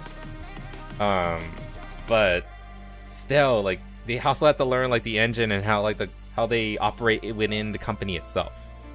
And that takes time, and like you can get a lot of that done within, like, you know, a game cycle. Or like one development cycle for one game, but then to just throw it all out the window as soon as the game is done, that's just so fucking stupid. Can't tackle real issues if people keep fighting over fake ones. I mean, true that. Which is why we should be making fun of these stupid fucking takes. So they might just Christ for. I mean, yeah, they probably could benefit from that, honestly. But it's just so dumb. Anyway. I think that's basically it. So yeah, basically, sounds fucking retarded. We all know this. It was just interesting to like go into this. I said in my notes that enlightened Kami. What did I say? What did I say in my notes here? Enlightened Kami Hassan educates the unwashed chuds on why game companies are failing. Well, and consider me educated. No, we didn't go on a tangent. We were talking about the topic, okay? This all related to like video games and like the problem of gaming. Not a tangent. We just spent too long on it. That's fuck me. Anyway, that's it for Hassan. Oh yeah, look at this shit. we'll get to this. We'll get to this. Hold on, I need to make sure you guys didn't post anything like too lewd or whatever. In the trailer. What did you send me? Oh, the pictures. God damn it. This is so fucking funny. I'm sorry. Like, free Kaya, but also this is kind of funny. This is kind of really funny. Sorry. And again, the video and everything. Anyway, going back. Okay, the Michan drama. There's a bit to go through this. There's a bit to go through. Hold on, let me change the music a little bit. I was thinking like a little more chill. Been a little too hard.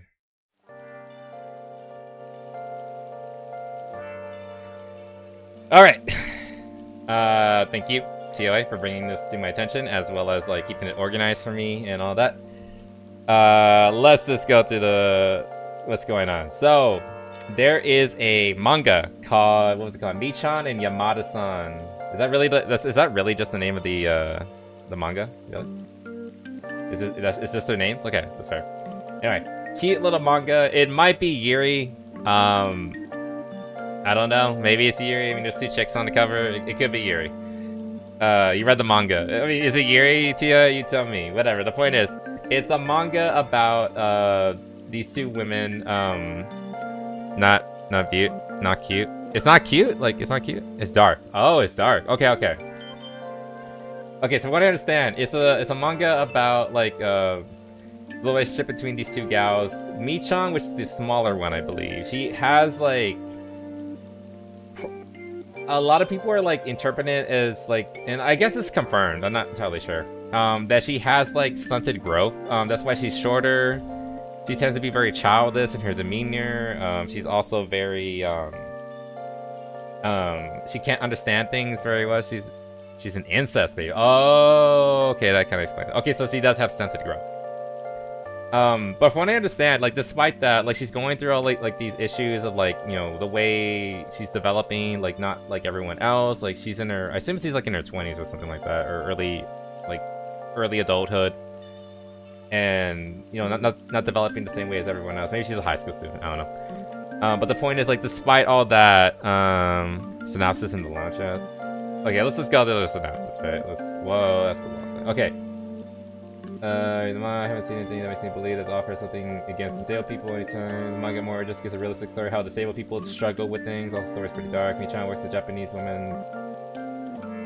wait, Michan's the host club? I thought, they can't read those tantrums and constantly break stuff on accident. Yamada is another employee that gets along with Michan. Okay, so it sounds like they are, like, just kind of, like, going through life, you know? Like, they're going through issues... Oh, wait, it's right here. like they're just so they both work at the host club. Is Michan a hostess? Because like I don't know. I figure that she's kind of like not desirable for that. Like she could just be like working at the bar. I mean that's potential. Oh, she is a hostess. Okay. All right, whatever. The point is like they're just kind of just going through life. When I understand, like they're just trying to it's you said it's dark, but I assume like they're just going through their struggles and trying to like go through life. Facing the challenges that come with the way she's developing, like her let's just say her disability. Also has sex with clients. Okay, that's interesting. And was a street hooker. Okay, so it is a dark story. Okay. But I assume like they're trying to like go they're trying to do it like in a nuanced way, like yeah, she's struggling and she's like has like awkward development, but she's still an adult. And she is just like going through things as best she can, essentially. And also from what I remember, I think you told me, Tio, the author excuse me, the author is very pro sex worker. He's also dead. Oh my god. What the fuck? Anyway, that's interesting. Whatever, the author is like pro sex worker and things like that, so she's not trying to depict them as like in a bad way or anything like that. It's just like a harsh story as to like how this happens to people. Like this is like it's a realistic harsh story. Anyway, this manga has been out for a little while. Gets killed 1 year after joining host club. Jeez, fuck. Okay. Anyway, it's a dark story. It has like a vulnerable cast member. The main character is a vulnerable individual. Stunted growth, stunted in both like her size as well as her personality. Like there's a lot of like characters in anime and manga who are like act childish, but you can argue that Michan actually is childish to the point of being like borderline a child because of like again stunted growth. But then anyway, like the point is like it's just supposed to be like a realistic depiction of something like this that could happen. It's not done in malice. It's not done it's not done with like trying to like make fun of them or anything like that. It's just like a realistic take as to like how this can happen, and it's a sad story. Like there's dramas, there's tragedies. Like one of my favorite like tragic stories I ever read is The Road. It's not like it's not like The Road glorifies like sex violence, because like that happens in the story, by the way, if you haven't read The Road. Or the violence in oh shit, what was that cowboy story? Blood Meridian. Great western story, incredibly fucking dark and brutal. It's not glorifying the violence and the rape and all that stuff that's happening in that story though. It's just kind of like matter-of-factly showing it, and then you decide for yourself like what you think about everything that's happening. I think I would probably put that in line with kind of like this, and it's kind of a similar response like people are having to it. Like Blood Meridian, if you read it, you either love it as a story or you fucking hate it on principle. I've only really seen the two dichotomies. Like you can either like just take it at face value, or you just fucking despise it and think it needs to be wiped off the face of the earth. And I think that's what people are responding to regarding this story. Again, dark story and dark materials, and it's just like either you can't handle it or you don't. Anyway, so it's getting a anime adaptation, which is good. That means it's successful. It means it had a good run as a manga. And people aren't happy about it. So people apparently are calling for the censorship of this thing. And that's how it all started. People are just saying, like, it's gotta be censored. You can't let it happen. Again, if you want, like, a full breakdown, go watch Chibi Reviews. He gives, like, a really good rundown of what's going on. Really bad in the manga is show is bad, but since Michan is disabled, she doesn't know why it's bad. Yeah, and I assume like Yamada is trying to help her through everything, trying to like teach her, I guess, like like care for her at least like as best as she can. Like again, like Michan is technically an adult, but she can only do so much, right? Anyway, so people fucking hate it. She also had a boyfriend that beat her and steals her money. Jesus fucking Christ. I mean, that's the thing that happens. Like, like you don't even have to be like disabled. Like that happens with a lot of prostitutes. Like their pimps are also their boyfriends, and they also abuse them. Like that's just something that fucking happens, and it's just unfortunate. Yeah. So yeah, they're all trying to like cancel it, and it's really come down to like a declaration of like, are you pro or against like freedom of expression, essentially? Because like, and if I wasn't if it wasn't clear, I am very much pro expression. Yes, this is dark. Yes, this is brutal. But like again, I read Blood Meridian. I love Blood Meridian, and I am happy that it exists as a story, despite how absolutely brutal of a story it is. And like that is, like on a scale of 1 to 10 of brutality, that's a 10. This is probably, like from what I understand, I would probably say this is like a 7 maybe, or a 6 or a 7. Anyway, the point is like it's bad, but I've read worse. I've seen worse. But they both have a right to exist.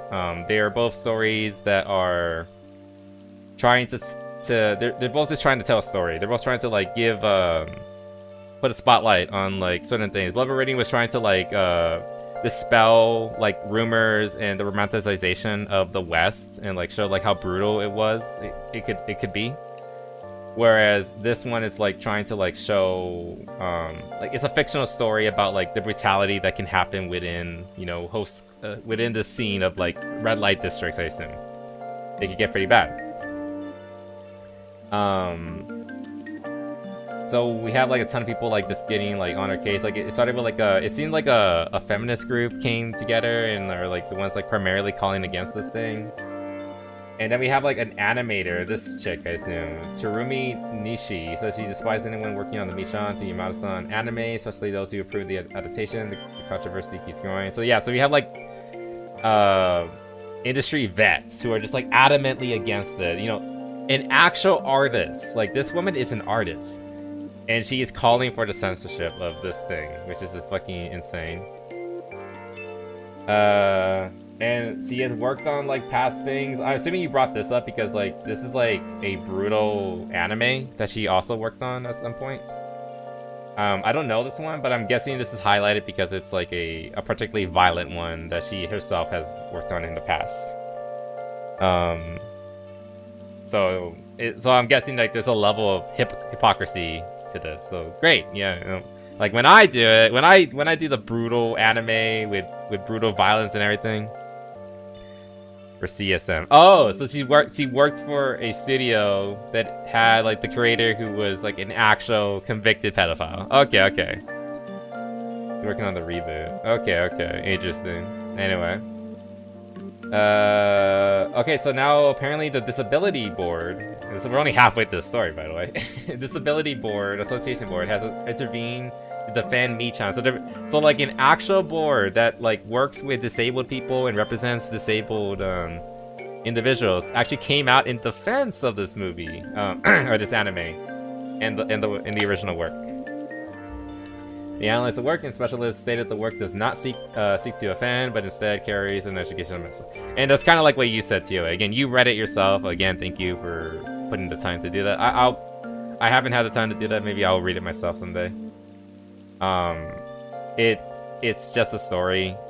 It's not trying to like glorify violence or encourage people to like be cruel to disabled people or trying to make fun of them in any way. It's a pretty matter-of-fact story of like what they kind of go through. And now they're receiving threats for coming in defense because like, you know, even if they're the experts, because like again, the same kind of people are like, believe in the experts, believe in the science. Wait, not those experts, not that science. There's commentary here. I mean, Fauci's diary was just leaked recently, and he appeared in front of Congress. That's a different story. You know, but you know, some experts are more expert than others, at least according to certain officials. Anyway, moving on. But yeah, so like they're of that opinion of like, you know, some people should be listened to. Some experts are they aren't expert enough. You can't take into account their opinion on this topic. And now there's a petition. There was a petition, which is fundraising employed to get money out of people. Okay, so like, people were trying to make a petition to get to get rid of it, but it was actually it was a fraud. It was fraud. They were just trying to get money out of like angry feminists or moral busybodies who wanted to like cancel this and censor this anime. So in a very slow start to up support. So apparently a lot of people are not really into it. They don't have a lot of support, basically. And it's started by feminists, not surprised. Wanted to destroy anime because they deemed it harmful. Yeah, for some reason the petition only runs until December this year. It's become painfully obvious they had no real intention of stopping the anime. So like they're basically, it's a grift. They're just, well, not a grift, like I think they believe in the ideas, but they were taking advantage of the recent controversy to try to make money about it. I mean, I guess I am too, because I'm talking about it. It's content. I can put it on my channel and talk about it. Yeah. Just imagine a red light district story with all the bad stuff that usually comes with those, but the MC can't comprehend the bad things happening. Okay, that's a good way to put it. Like, so basically, it's a particularly vulnerable person in that sort of setting, a red light city, red light district setting. Good way to put it. Yeah. Japanese listening for people with development disabilities received an arson notice and got police involved after they made official statement defending Michan Yamasan. Their statement was saying it's offensive, but feminists were unhappy with them and started doing criminal activity. So arson notice. So basically, they've been threatened. I guess they threatened that they threatened to like burn down their offices or something like that. I guess it goes into this one. According to a new statement from the production committee, the anime edition remains due. So they're still doing it. They're still fucking doing it. They're gonna keep pushing until 2027 to release the anime. Like this is like one time where I'm glad the suits and the company actually decided, you know what, this time the customers are wrong, and I think they are wrong. They 100%. Like I would love to like actually watch this now with all this drama happening. So like, this is why they're saying that they're against it. Disability itself is treated within the story. We're suggesting it leans too far into shock value, spectacle, instead of depicting life with disability in a realistic and nuanced way. But it's not a nuanced way, because she is a hostess. She is a sex worker or a prostitute, whatever term you want to use. Her life is anything but normal. Like if this was like a story, you could do like, there are tons of stories. There are tons of stories where like they depict like somebody with disabilities and they're just living their regular life. They're just going to school or work, and like it just talks about their struggles here and there, but overall they're just a normal person, and like they deserve to be treated like everyone else. The point of the series, from what I understand, is like to give like a particular talk about a disabled person in a particular setting, which is a red light district where she herself is exploited within it. It is a very believable potential reality, and you say both. I assume you mean like there are like slice of life moments. Like we saw the cover image, like, you know, them with like holding like a hamster, like, you know, very cutesy. I imagine there's like quieter moments like that where like they're just like at least for like those few moments they are happy and they're living normal-ish lives. But you know, like the whole point is that like this unique setting of the red light district of being a prostitute and particularly vulnerable in this setting. And so like what? Like you're only allowed to talk about disabled people in a certain context, otherwise like it's just bad, period. You can't talk about them in any other way. They have to be living comfy, normal lives. You can't talk about like their potential disabilities if they're like in particular settings or whatever. Strange. I feel like if you cannot discern the importance as to why the freedom of personal expression exists, then you are failing your duty as a citizen of your society. Your civic duty is to protect each other from the government who you would like to work for you, not the other way around. Yep, basically. But these people just see it as like, you know what? If there's gonna be censorship, I'm just gonna take advantage of it and make them censor what I don't like. And again, we see this before. Collective Shout from Australia, various feminist groups here in the US. Like, it doesn't have to be just feminists. It's just like a lot of people in general. In particular, I mean, usually this kind of nonsense comes from outside of Japan. One thing I forgot to mention is like these are all in Japan groups, like actual Japanese people who are actively calling for censorship within their own country, which is something you usually don't see. It's usually the reverse. I guess it's because like it's a particularly feminist topic, and feminists are psychopaths wherever you go. That's why they're the ones bringing it up and trying to shut it down. But usually this is like the same sort of drama you would see from like Westerners, basically, which is why like this isn't done. We know about this. Obviously, like people who are like really into anime know about this. But when this series, when it gets like an official English translation or announcement, oh my god, hell have no fury. Like the amount of like wokies that are gonna come out and be like, nah, not this shit. We're not gonna allow this. Fucking Japan. Those fucking Japs, what are they doing now? Right? And they all sound like that because they're fucking on HRT. Anyway, but yeah, so like this is just fucking hope, basically. Who cares? This is a trailer. Let's watch the trailer. Why not? Mute my music. No, mute it. She got into sex work because she craves praise, and the guy's like, raped her in school, praised her afterwards. She hates being looked at as different and looked down upon. I mean, I can get that. Oh, like the look down upon, because again, like she's lived with this disability this entire life. So she doesn't want to be pity, but like she's misinterpreting abuse and interpreting it as positive because like she's never gotten positivity from anywhere else, which is just really sad. Again, it's a really hard hitting, like brutal look at like someone who might be kind of like not forced into this kind of environment, but like pushed into it and like just interpreting it in all the wrong ways and not realizing what's happening to her. Yeah, it's not supposed to be a happy story. I don't know what they're saying. I don't understand moon speak.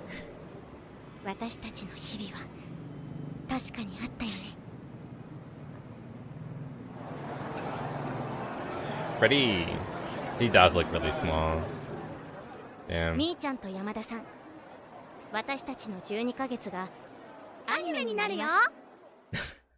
It's so cheery the way they're talking. It sounds like the opening of like literally any other like slice of life anime. Just like with two gal pals like going out into the streets or whatever. Let's see. Not many likes and this thing. Okay, trailer release July 45. They also hate that the trailer is supposed to be released to the 10th anniversary. Oh yeah, and then this part, the stabbing. Apparently, okay, it was released on the 25th. Well, it's also the date's wrong. It released on the 25th. Yeah, 25th. I'm reading that right. People are saying that it's associated with a stabbing. And from what I understand, let's see, came out 26, and 19 people were killed and 26 others were injured. Damn. 13 severely at a care home for disabled people. Okay, so like they were targeting disabled people, like people vulnerable in particularly vulnerable people because disabled, like wheelchair bound, they couldn't get away properly, all that. Committed by a 26-year-old man identified as Satoshi Umeda, a former employee of the care facility, with a bag of knives, and was arrested. Okay. And so, like, they're saying that they released it on the same day, the 10th anniversary of the stabbing. Well, first of all, the date is wrong. They're a day off. And two, it's just a fucking coincidence. Like, this is obviously an awful event. It was like over 10 years ago. Or, yeah, now it is over 10 years ago. Like, again, awful event. Like, I hear about a stabbing in Europe like almost every fucking day now, for different reasons. We're not gonna get into that right now. Like, they're all awful. They're all terrible. I hope I would say I feel bad for people who lost their lives. Hope the people who were injured were able to get a full recovery. And I hope this guy fucking rots. Either was put in front of a firing squad or is rotting for forever in prison because like he absolutely deserves it. That doesn't mean they just that the people who are making this anime are justifying it. Like I think it's just bad timing. Everyone is like getting hung up and like trying to like desperately try to find something to get mad about it. Like, you know, the petition failed, their cope failed. The fact that it's a scam, it came out, like, okay, like, we gotta find something, oh, wait, the stabbing was, like, you know, well, it's tomorrow, but, you know, it kind of lines up, so, like, you know, I think it's just bad timing, so, just fucking bullshit, really, all around. Like, there also is, like, that undertone of, like, they're kind of, like, insinuating, like, oh, the people who are making this anime, who wrote the manga and yada yada, oh, they agree with this fucking psychopath. They're on his side. Like, they're not going out there and stabbing disabled people, but like, you know, subconsciously or like indirectly, like, you know, they're with him. They're like, I bet this guy, if he's in prison or whatever, he's gonna love the fucking anime. He's gonna be fucking yucking it up watching it if he's able to get a hold of it and yada yada yada. Like, no, fuck no. This is like clearly one psychotic individual. Considering he worked there, I imagine he was like a disgruntled employee, like maybe he was fired or former employee, so probably fired, or maybe he just hated working with the people, like, because working with disabled people, like working with children, can be very taxing. If you're not in the right, you don't have the right mindset, it can be very demanding. It can be very frustrating working with the kind of people. Like, if you're not equipped for that, don't do it. Like, you have to have a certain level of patience and maturity. Again, I don't know this guy's motives, but like that's one potential motive. Like, he just was disgusted by them because like he was basically constantly having to take care of them, and it was just not endlessly frustrating. Yeah, not justifying his actions, just saying like that might be one of the reasons why he did it. The point is, he's a scumbag, long story short, and no, he's not the same as the people who are making the fucking manga. If you think that, you're retarded. These people who did this fucking petition, who put out this statement, they're fucking retarded. This is all just so dumb. Be that malicious anyway. Yeah, like that's like some incredible reaches of like strategy. Like how's that like phrase go? Occam's razor. Do not associate malice with what could be easily explained by incompetence. I think it's just a mistake. That's really fucking pushing it to say that, like they were like twirling their mustaches and rubbing their hands together, licking their lips as like, oh yeah, we're gonna get those fucking cripples. Really, like, shut the fuck up. It's so stupid. I saw nothing in the anime that gave me the impression that the author hates disabled people. Manga. No, I get you. But yeah, it's just from what I'm hearing from you and from what I read about the manga, from what I'm seeing about it, like, it's trying to be a... What the fuck is happening? Chum would like to be a reader of manga. They're having the sexo. Am I allowed to show that? I mean, you're not really seeing it. I mean, it's pretty obvious what's going on. Does this happen every morning? Does she fuck like every guy? Yeah, I think that's the joke, but also like, you know, kind of like, it's the dark joke here. Like she's kind of just like deals it with everyone. Same shampoo, so wrong. It's reading last pages. Okay. Do that usually anybody, but I don't know any other way to get along with people. Yeah, so like she clearly has like this warped view on sex and everything like that. I mean, to be fair, there's plenty of people who are quote unquote like you know, like neurotypical, is that the word people use? Who also can only really get along. Maybe they're not neurotypical, maybe there's something wrong with them too, but they also feel the need to like, they can't connect with people unless it's through like sexual things, even if it's just like talking, you know, sexting, things like that. You know, it makes me happy, and it's just sex. Like, who cares? Besides, everyone looks down on Michan, right? Saying I'm stupid. Oh, poor thing. Having sex is, you know, the only time they treat me like I'm the same. Never. She does kind of look like a hamster. I see like why they did that. Aw, god damn it.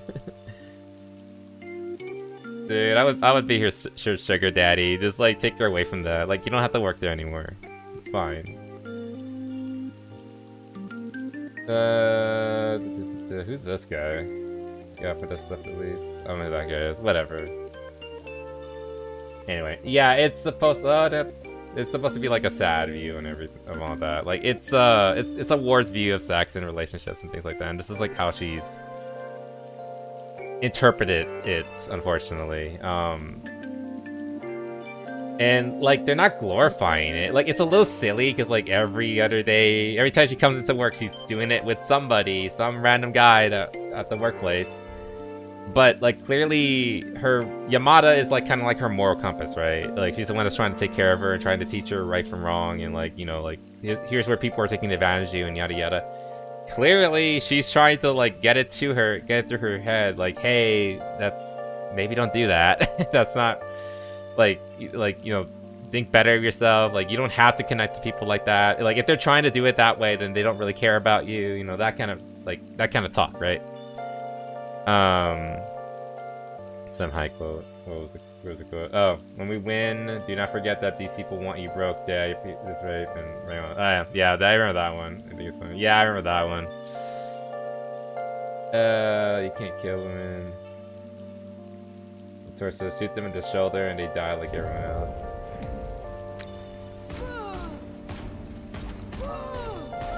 That's so tough. Oh, it's just a hitbox issue. Why is that only for the women though? Oh wait, hold on. Like the me with this, I'm still offended, full outrage, still shit tier, fuck a loser. There's literally one task chief, you kill her soldiers. While the death animation has them flying out of the seas at the speed of light, Was zum Teufel machen Sie da? Whatever. I think it's what the hell is this? Is this like a response to like the original post? No. So I need to get rid of that because like my feed can be particularly bad. Anyway, but maybe it's true, maybe it's not. It's just kind of interesting. Like the first place you're gonna shoot is the head. Like, if you're gonna try to kill people, you're gonna go for the fucking head. It's just a hitbox issue. Why do the women have the weird hitbox, but no one else? That's weird. I don't know. It just sounds like cope and, like, misdirection. Like, oh, or maybe, I don't know, maybe that person has a modded game or something like that. Or maybe that was added later as an update. Who knows? Michan was a stuff read. Definitely wasn't cute. Okay. I mean, I don't think, like I said, I don't think it's like trying to be cute. Like, I assume there's like quieter moments where they're trying to like, you know, unwind and decompress. But overall, I think it's not supposed to be like that. It's supposed to be telling like a hard story, a hard and sad story. So, but again, thank you TOA for bringing it to my attention. Is like doing the extra work of like reading it as well. I appreciate it. Next time there's like a controversy like this, I promise I'll read the book myself. Like I could probably get a hold of it decently easily, and we'll see. You know, also can give like a more nuanced take. Anyway, now for something completely different. Okay, we only have like 15 minutes left, so like let's like speed run this like every fucking stream we do. There was like this whole drama regarding Steven Universe. People allegedly, again, like we don't have any Spy Master after the of course, yep, you are. And you're doing a really good job too. I appreciate it. Again, thank you again for your hard work and your contributions. What was I saying? Allegedly the voice actor for Pearl is a right-wing manga grifter, and which is just so stupid. Basically, I forgot the name of the voice actor. Oh yeah, Didi Magno Hall. They're saying that she's MAGA or like right-wing or Republican simply because she follows some right-wing accounts. Like I think they confirmed that she used to follow Charlie Kirk.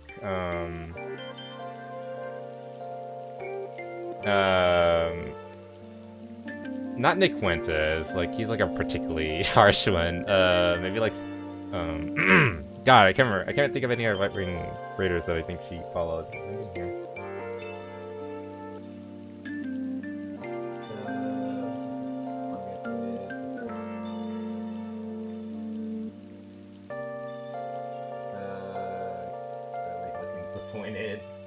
Whatever, the point is, like, she follows, like, a lot of, like, right-wing creators, and they're just assuming that whenever we're for Slugger's Classic, though. Of course it is. Of course it is. Excuse me. She follows, like, a lot of, like, right-wing creators, including Charlie Kirk on Instagram, in particular, I believe.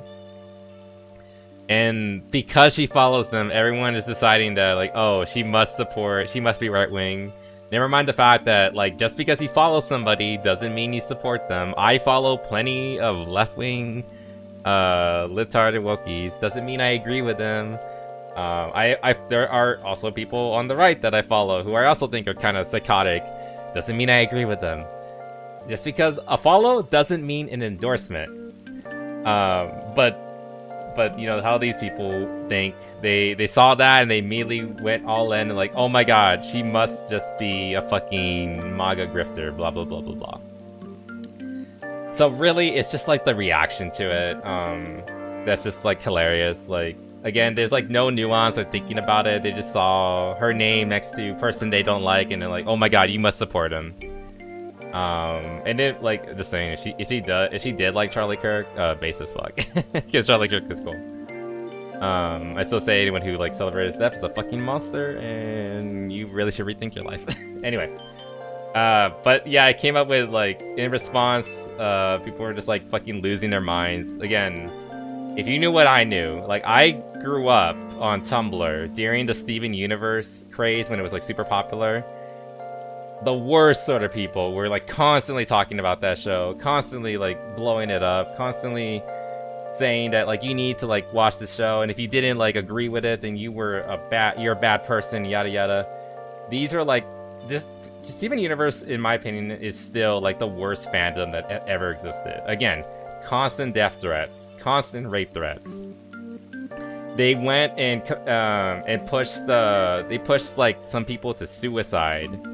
I remember there was like one controversy, the needle cookie controversy, where there was an artist who drew a character incorrectly, or like not gay or something like that, because like these people were like obsessed with gayness, because like Steven Universe is the gay show, because Pearl, by the way, is also confirmed to be at least bi. She had feelings for Rose Quartz, Steven's mom, who is like dead by the time of the show. I know the lore. I didn't watch the show, but I learned everything by osmosis. I know everything. Pearl was Rose Quartz's Pearl. Basically, they worked together. She was like her second in command. Back when Rose Quartz used to be Pink Diamond. Pink Diamonds are like the leader. The Diamonds are the leader of their like crystal race. Oh my god. I hate that I know so much about it. Anyway, she basically caught feelings for her boss. So she became like the gay icon. Everyone's like, oh my god, my lesbian queen, yada yada. Even though there are hints from the creator, just Rebecca Sugar, I think her name is. Basically, she has like gone on record saying that she considers herself being very similar to Pearl in personality-wise. You know, like kind of contradictory, kind of silly. Kind of full of herself, and including sexuality as well. And Rebecca Sugar is bisexual. She has a husband, or at least at the time of the show when she did that interview, she did have a husband. I don't know if they're still together. It's been years. I mean, I hope they are, because you know, I hope she's had a wonderful life since then. But the point is, a lot of people, myself included, have interpreted that as like, oh, Pearl is probably bi, and sure, who cares? But then again, like for these people, that makes her tarnished. She's not a true gold star lesbian. She's imperfect. So that's why they can't abide by that. They can't accept that. Again, this is all drama from like years and years ago. Fucking Hag Banui, like going on his tirade again. And like, and I was going to like, okay, so like, the cookie incident. So basically, an artist drew, I don't know if it was Pearl or Rose Quartz or some other character. They drew him incorrectly, like, or maybe they drew him like in a straight straight relationship when it should have been in a gay one or something. They did something wrong. So that artist went to a convention. You know how like artists go to conventions and they sell their stuff, like, you know, like they have like their little pins or little artworks they can sell out and like make some money. So she, I think it was a woman, she went to a convention, and some of the artists from some of the fans from Tumblr came up to her like, "Oh my god, we love your work. You're like your artwork's so good. We love your Steven Universe stuff in particular. Yada yada yada. By the way, we have some cookies. Would you like some?" And she's like, "Sure." And she takes one and eats it. There were needles, like sewing needles, cooked into the cookie, and she bit into it. And they were cutting up her mouth. Thankfully, from what I understand, it was only like minor damage. Like she didn't like get like hospitalized, or I imagine she did go to the hospital, but she wasn't like permanently scarred or anything like that. But if anyone tells you that any other fandom is worse, just tell them about the needle cookie. Steven Universe is the worst fucking fandom. You cannot change my mind. Steven Universe is the worst fucking fandom. And it's just the gift that keeps on giving. Because like then this comes up and they're losing their fucking minds on a rumor that their fucking lesbian queen might be right-leaning. And it's not even the character, it's the voice actor. And like again, we talked about this, fandoms are cancer. Yes, like I mean all fandoms are cancer, but like some are worse than others. And Steven Universe is still fucking queen. I wouldn't want to say king, that would insinuate you know, men are better or something. You can find that she allegedly followed Charlie and Turning Point USA accounts. Yeah, so like again, like a follow does not equal an endorsement. She could have just been following them because she wanted to like know what their opinions are so she can come up with her own opinions, or maybe she wanted to know their opinions so she could rebuttal them in like a debate or something. That's why I follow a lot of left-wing people too, so I can like get their hear their ideas, and then I can come up with my counters to their ideas.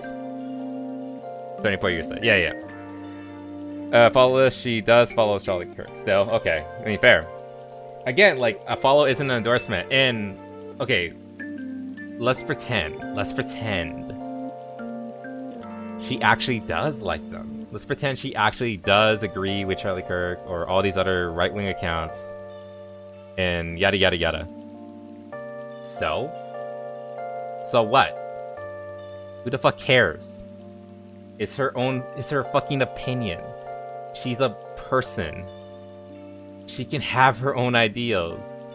And everyone's like saying like, "Oh, how could you work?" Okay, like let's again continuing with like the analogy and the hypothetical. Let's pretend she does agree with those ideals. A lot of people are like, "How can you work on Steven Universe and then have these right-wing ideals?"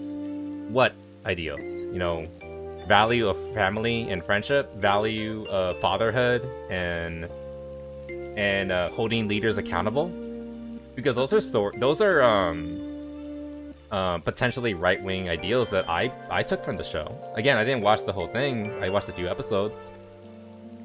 Just saying, you can kind of take anything you want from the I think I told you guys about this, the great art of bullshit.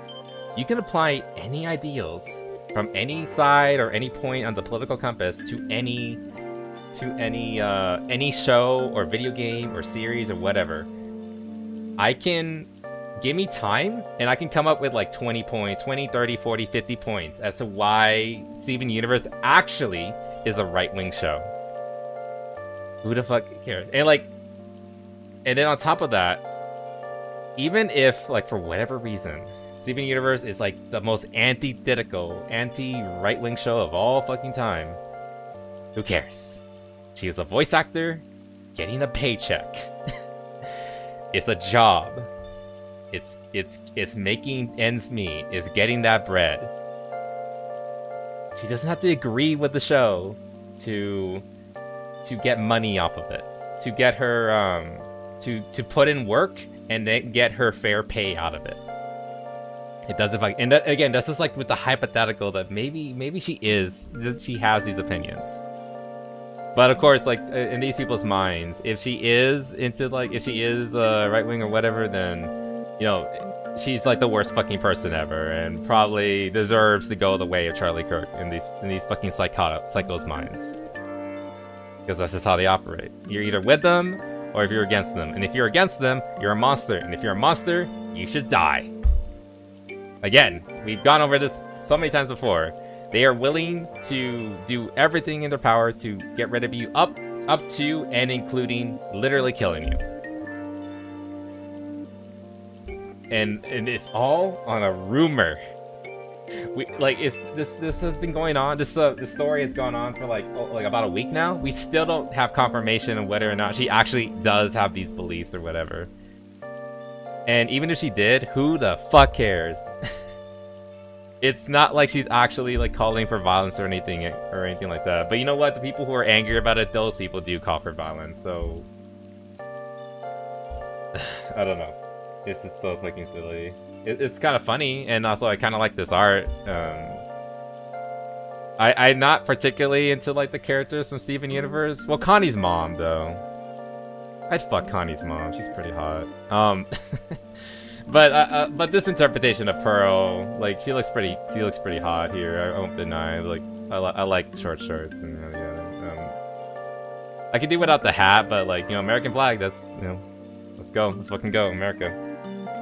But the point is, like, at least the art's kind of spicy. You know, I can appreciate that. It's just overall, it's like a mess, and we can laugh at it. Like, anyway. By the way, anyway, like, look up Connie's mom if you want like good hentai. Connie. What was her name? Dr. Yeah, Dr. She's like Indian, I believe. Dude, there's so much. There's a taste. For some reason, what's her name? Priyanka? Again, she's like Indian or something. She became a cornerstone for MILF in hag art for some reason. Before hag even became like a very like common phrase in like the zeitgeist. Just saying. This is the hottest character in the show. I got her own song. Okay, I thought this was people like complaining. Like, also, this wouldn't have happened. Like, despite how like quote unquote progressive Steven Universe has, they actually were willing to hire people because they were good for the role. Blonde, white woman with blue eyes, voiced an Indian mother. Because she was the best person for the role, because she had a good voice for the role. And apparently she was a good singer too. And unfortunately wasn't able to get a song in, despite the fact she's apparently like again, just going off of this headline, she's like a professional singer. And Steven Universe had a lot of musical numbers. It was a very music heavy, or like a musical-esque show, I guess is the best way to put it. Anyway, weird. She falls to okay, yeah, again, like, I think she just sounds like she's trying to stay informed. Like, again, like, and again, even if she is right-wing or whatever, who the fuck cares? Well, apparently these people do, because that's all they care about. They care about like what you associate, because if you dare associate with those kind of people, then they taint you, and you're not good anymore. You just ruined yourself. Yada yada. Anyway, puritanical culture with a left-wing label. I wanted to go over this. Unfortunately, I don't think we have time. Anyway, the point is, from what we understand, again, it's more like a rumor. More like a rumor slash interpretation. Basically, it seems like the new Avatar show is gonna be a post-apocalypse show. I was making comments about it last week of how like everything looks like so much like less advanced. Like they had like an industrial revolution going on in Legend of Korra. Like, what happened? Apparently the world ended, and it's Korra's fault. Amazing. More reasons to hate Korra. I'm all here for it. Anyway, great show. I'm actually looking forward to the sequel now. Marathon is dying still. They can barely break like 6,000 players on a weekend. People are still fucking coping. Also, this community manager lied, said that she was attacked by Destiny players at a con, but it turns out the attack wasn't even at the con, it was at the airport, and she has no way of proving that the people who attacked her were Destiny fans for whatever reason. You know, just trying to demonize Destiny players because like they're the ones that are making Marathon look bad the most. Because they rather play that game. I think last time people checked, it was like 35k people playing Destiny versus like 6k playing like 6 or 4 to 6k playing Marathon. Marathon people were like, it's fucking pathetic. Anyway, it's still failing. Oh, I wanted to go over this too. It has left. I know, I'm sorry, but I gotta go. It's getting late. We're already at 11 o'clock, right at the 3-hour mark. God damn it. We could probably do this next week because like this isn't really time sensitive. It's really we'll talk about this one next week for sure because like again, it's not time sensitive. It's not about like a story. It's just like a thing like talking about like Bethesda Fallout versus normal Fallout. Oh, I want to watch this too. And then PlayStation. Long story short, PlayStation acknowledged that people are they are aware of the backlash. They know about it, and basically fuck you, essentially. They gave like a non-apology, like, oh, we understand that like you love gaming and like you have long memories about your childhood when you were playing video games, but you know we're gonna continue the way we're going cautiously. That's what they use, cautiously. We're gonna continue forward cautiously, which is not what they're doing. They are slamming the brakes and welding it. Not slamming the brakes. They're slamming the accelerator and they're welding it down. This again, just like a non-apology slash like corporate speech bullshit. Very similar to what happened with Blue Archive. They don't give a fuck about you. Yeah, we'll talk about this next week. Like again, this is not time sensitive. We can talk about it some other time. Yeah, let's watch this video real quick. Look, I'm really excited for this show. Or not this show. This fan game. So I just want to look at it real quick. Okay.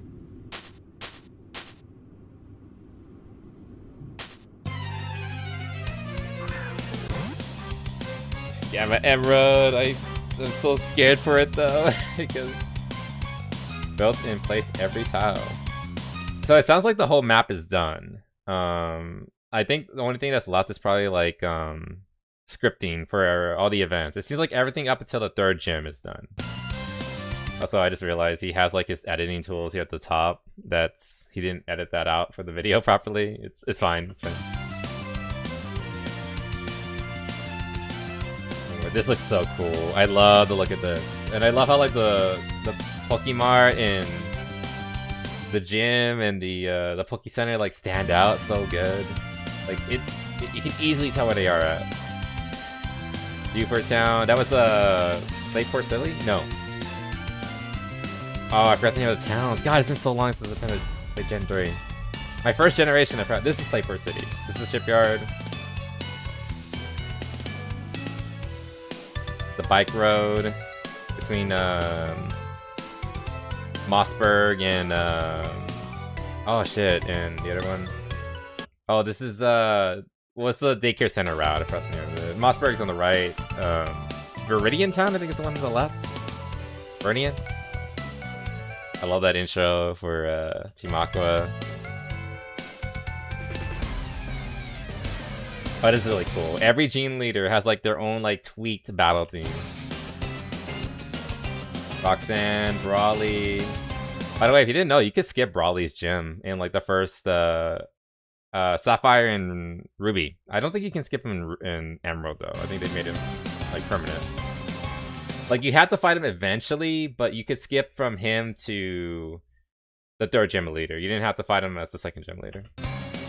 So Roxanne looks so fucking smug. I love like the new battle sprites. You can actually see him on the screen at all times during the fights. Raleigh looks super cool. I love Watson. Always yucking it up. Battle Pack looks great. Pokemon Center looks really good. This is the first time we're seeing inside of a Pokemon Center. I do love that. You can see them on the screen, everything. That's the thing in modern games. That's very appropriate here. I just realized, where is the PC? It would normally be like here. I'm assuming he'll add it eventually. It's fine.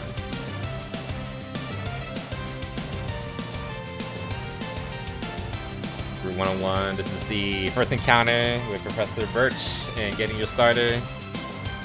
Everybody needs to start putting small stories first, but I don't know if that would fix the tangents. Probably not. Let's be real. The starting thing where you pick your characters. Cool. Oh yeah, this is how you meet your rival. They're not really your rival. Professor Birch's assistant or son/daughter, depending on which version you pick. You encounter them in their room. That's super cool. So I'm wondering, does that mean like the Pokemon you use as like your surfing Pokemon, is that the one you actually like ride on, or is it only like Sharpedo? Because like that's how it worked in Omega Sapphire and Alpha Ruby.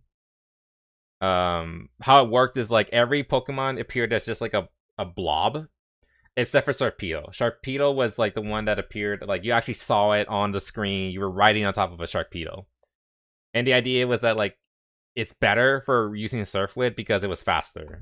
You actually moved quicker on Sharpedo versus like other Surf Pokemon. Team Rocket.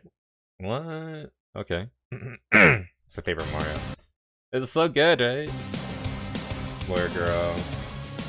They actually make you pick boy or girl. Is this game based? Kidding. I assume it's just like trying to be as like, you know, true to the original as possible. Also, this music, the intro animation music, where you're introduced to like the world of Pokemon. You pick like your gender and you give your name and all that. It's like etched into my brain. Like this song is my childhood. This is what I think of like my childhood. Like it's probably like, the perfect song to like emulate my childhood memories. Like, you know, like optimism, a desire for adventure, all before I became cynical and old. Or Torko and Trailer 0. I'm sorry. To be fair, it's only up to the 3rd gym, so they haven't reached Mount Pyre yet, which is where you encounter Torko. So he's not done with that area yet. From what he said at the beginning, all tiles placed and everything, I assume like the Mount Pyre is ready in terms of like the layout and all that. It's just like there's no scripting ready, so he hasn't put it with Pokemon or trainers or events or anything like that yet. It sounds like the map is done. Like you could walk across the entire map or surf it or whatever. You just can't like do the story stuff yet or encounter Pokemon, which is like, you know, again, that takes time. That takes scripting. The hard part, programming. I always say like, ever since I've watched like stuff regarding like Fallout mod and fan projects, making a world space, a map, is easy. It is so easy to do that. You have the assets, just drop and place them wherever. It's basically like settlement system from Fallout, except like more freedom and no restriction on your like resources or whatever, unless like you're talking about like, you know, resources on like the computer or whatever. But actually filling that world with content, events, monsters, spawn raids, loot, quests, that's the hard part. That's what takes time. The map, easy. Knock that out in like a year max. Everything else, that's like 2, 3, 4, 5 in infinitum. Some projects still not done. My favorite example is Fallout New California.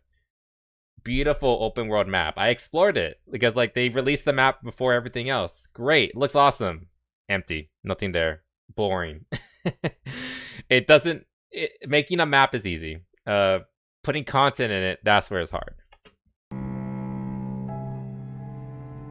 Early access. Also, this confirms that they actually he fixed the title screen because I don't know if you remember, you could play as a boy or a girl in the demo. I did stream the demo. We didn't finish it because it was super buggy. I couldn't get to the end, but I still had fun with it.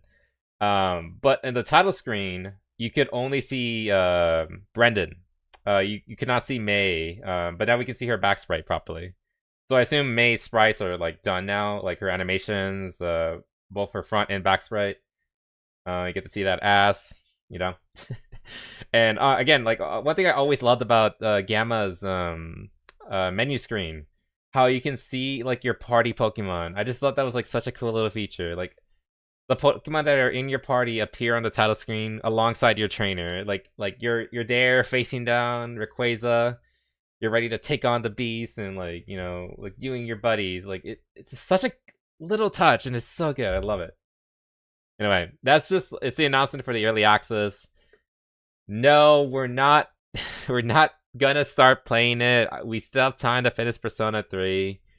I'm not gonna play the game until it's like done. I'm at the very least until it's like at a state where you can complete the game. I'm talking like beginning to Elite Four and Champion. I want to be able to do that, and potentially a post game, because since Emerald, the original Emerald, we got the Zeta episode in Alpha and Omega Sapphire and Ruby, which is like where you encounter Rayquaza in that version of the game. So I'm wondering if they're going to include the Zeta episode. Let me see where I found it.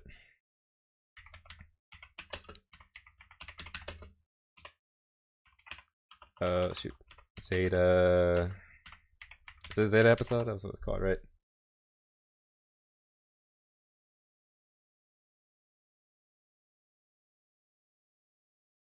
Mega Ruby. Delta episode. Sorry, it was Delta. I think it's Zeta. I was thinking of Fallout. But yeah, in the Delta episode, you encounter what's her face? Fuck, what's her name? It revolves around. Let me see. Where's her name?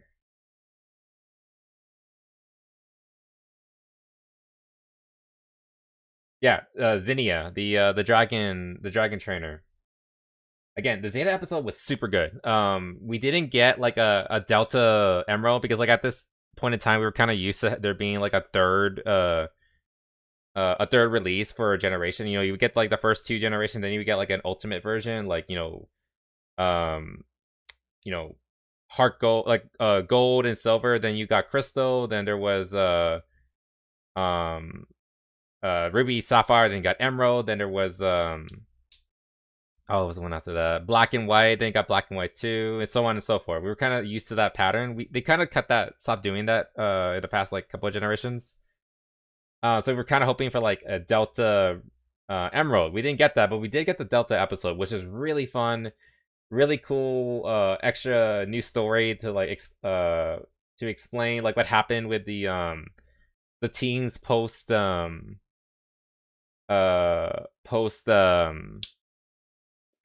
game, like how they disbanded, as well as have the encounter with Rayquaza along with his special I think it's a origin form, I think that's what it's called, like basically Mega Rayquaza, which is like you get a monster and then you make it even worse. Also, it was your chance to encounter the Oxys as well, because like, you know, it's a reference to the anime. Really, really cool episode. So I'm wondering, will it follow the original storyline, or will it have a Delta episode post game? Depending on how, if it does that or not, we'll be playing the game longer. And that's fine, because I love the Delta episodes. So I would be perfectly fine with if they were to recreate, if the developer were to recreate that. But you know, we'll see. Again, as far as we're aware, only the first 3 gyms are available. He's almost halfway done. Well, maybe closer to like a third through like story content. I think like the biggest hump is already done. You know, like getting like the systems ready, getting your tile sets ready, getting battle systems and all that ready. Now it's kind of just like put everything where it needs to be. So I think we're gonna start seeing things speed up, and I don't want to give, like, he doesn't have a final date. I'm hoping like the final game will be done within like a year or 2, maybe, hopefully, and we'll see. So like we have time. I'm pretty sure we'll be able to like start and finish at least Persona 4 before this game comes out. But this will hopefully be our next Pokemon game. Down. Shut up. We are gonna finish Persona 3. Anyway, I think that's a good place to stop. Again, I just wanted to show that off because I'm really excited for Gamma Emerald. Again, I feel like there's like a year at least until the game comes out. Yeah, shut up. Was that the one you streamed? Yes, I did stream. I don't know if you were here, TOA. It was a while ago when I streamed Gamma Emerald, or like the demo. So I don't remember. You might have been here, you might have not. Again, it was a while ago. But either way, I'm looking forward to it. I have it still, like the demo. It's still very buggy. I'm fine with that. I'd rather him continue working on the main game rather than like trying to squash bugs in the demo. I kind of see the demo as more of a what do you call it? A proof of concept. So it's fine. I'm fine with it being kind of you can fix it later. Wait, what is this? Sorry, I just found like a weird thing in my... Yeah, I'll have to look at that later. Anyway. Yes, thank you. Thank you for reminding me about the movie poll, and I will try to get the kick point done, hopefully in time for Monday. But I will have at the very least, I promise I will have the poll up by tomorrow, and hopefully a schedule. I need to talk to a certain gator, and hopefully we'll have like that collab next week. We'll see what happens. Anyway, thank you for enduring my rants and my yaps. I appreciate it, guys. Hope you had a good time. I know I did. Hope you all stay happy and healthy, and I'll see you all again soon. All right. Good tangent. Anyway, have a good night, guys. Later. All right, guys. Bye bye.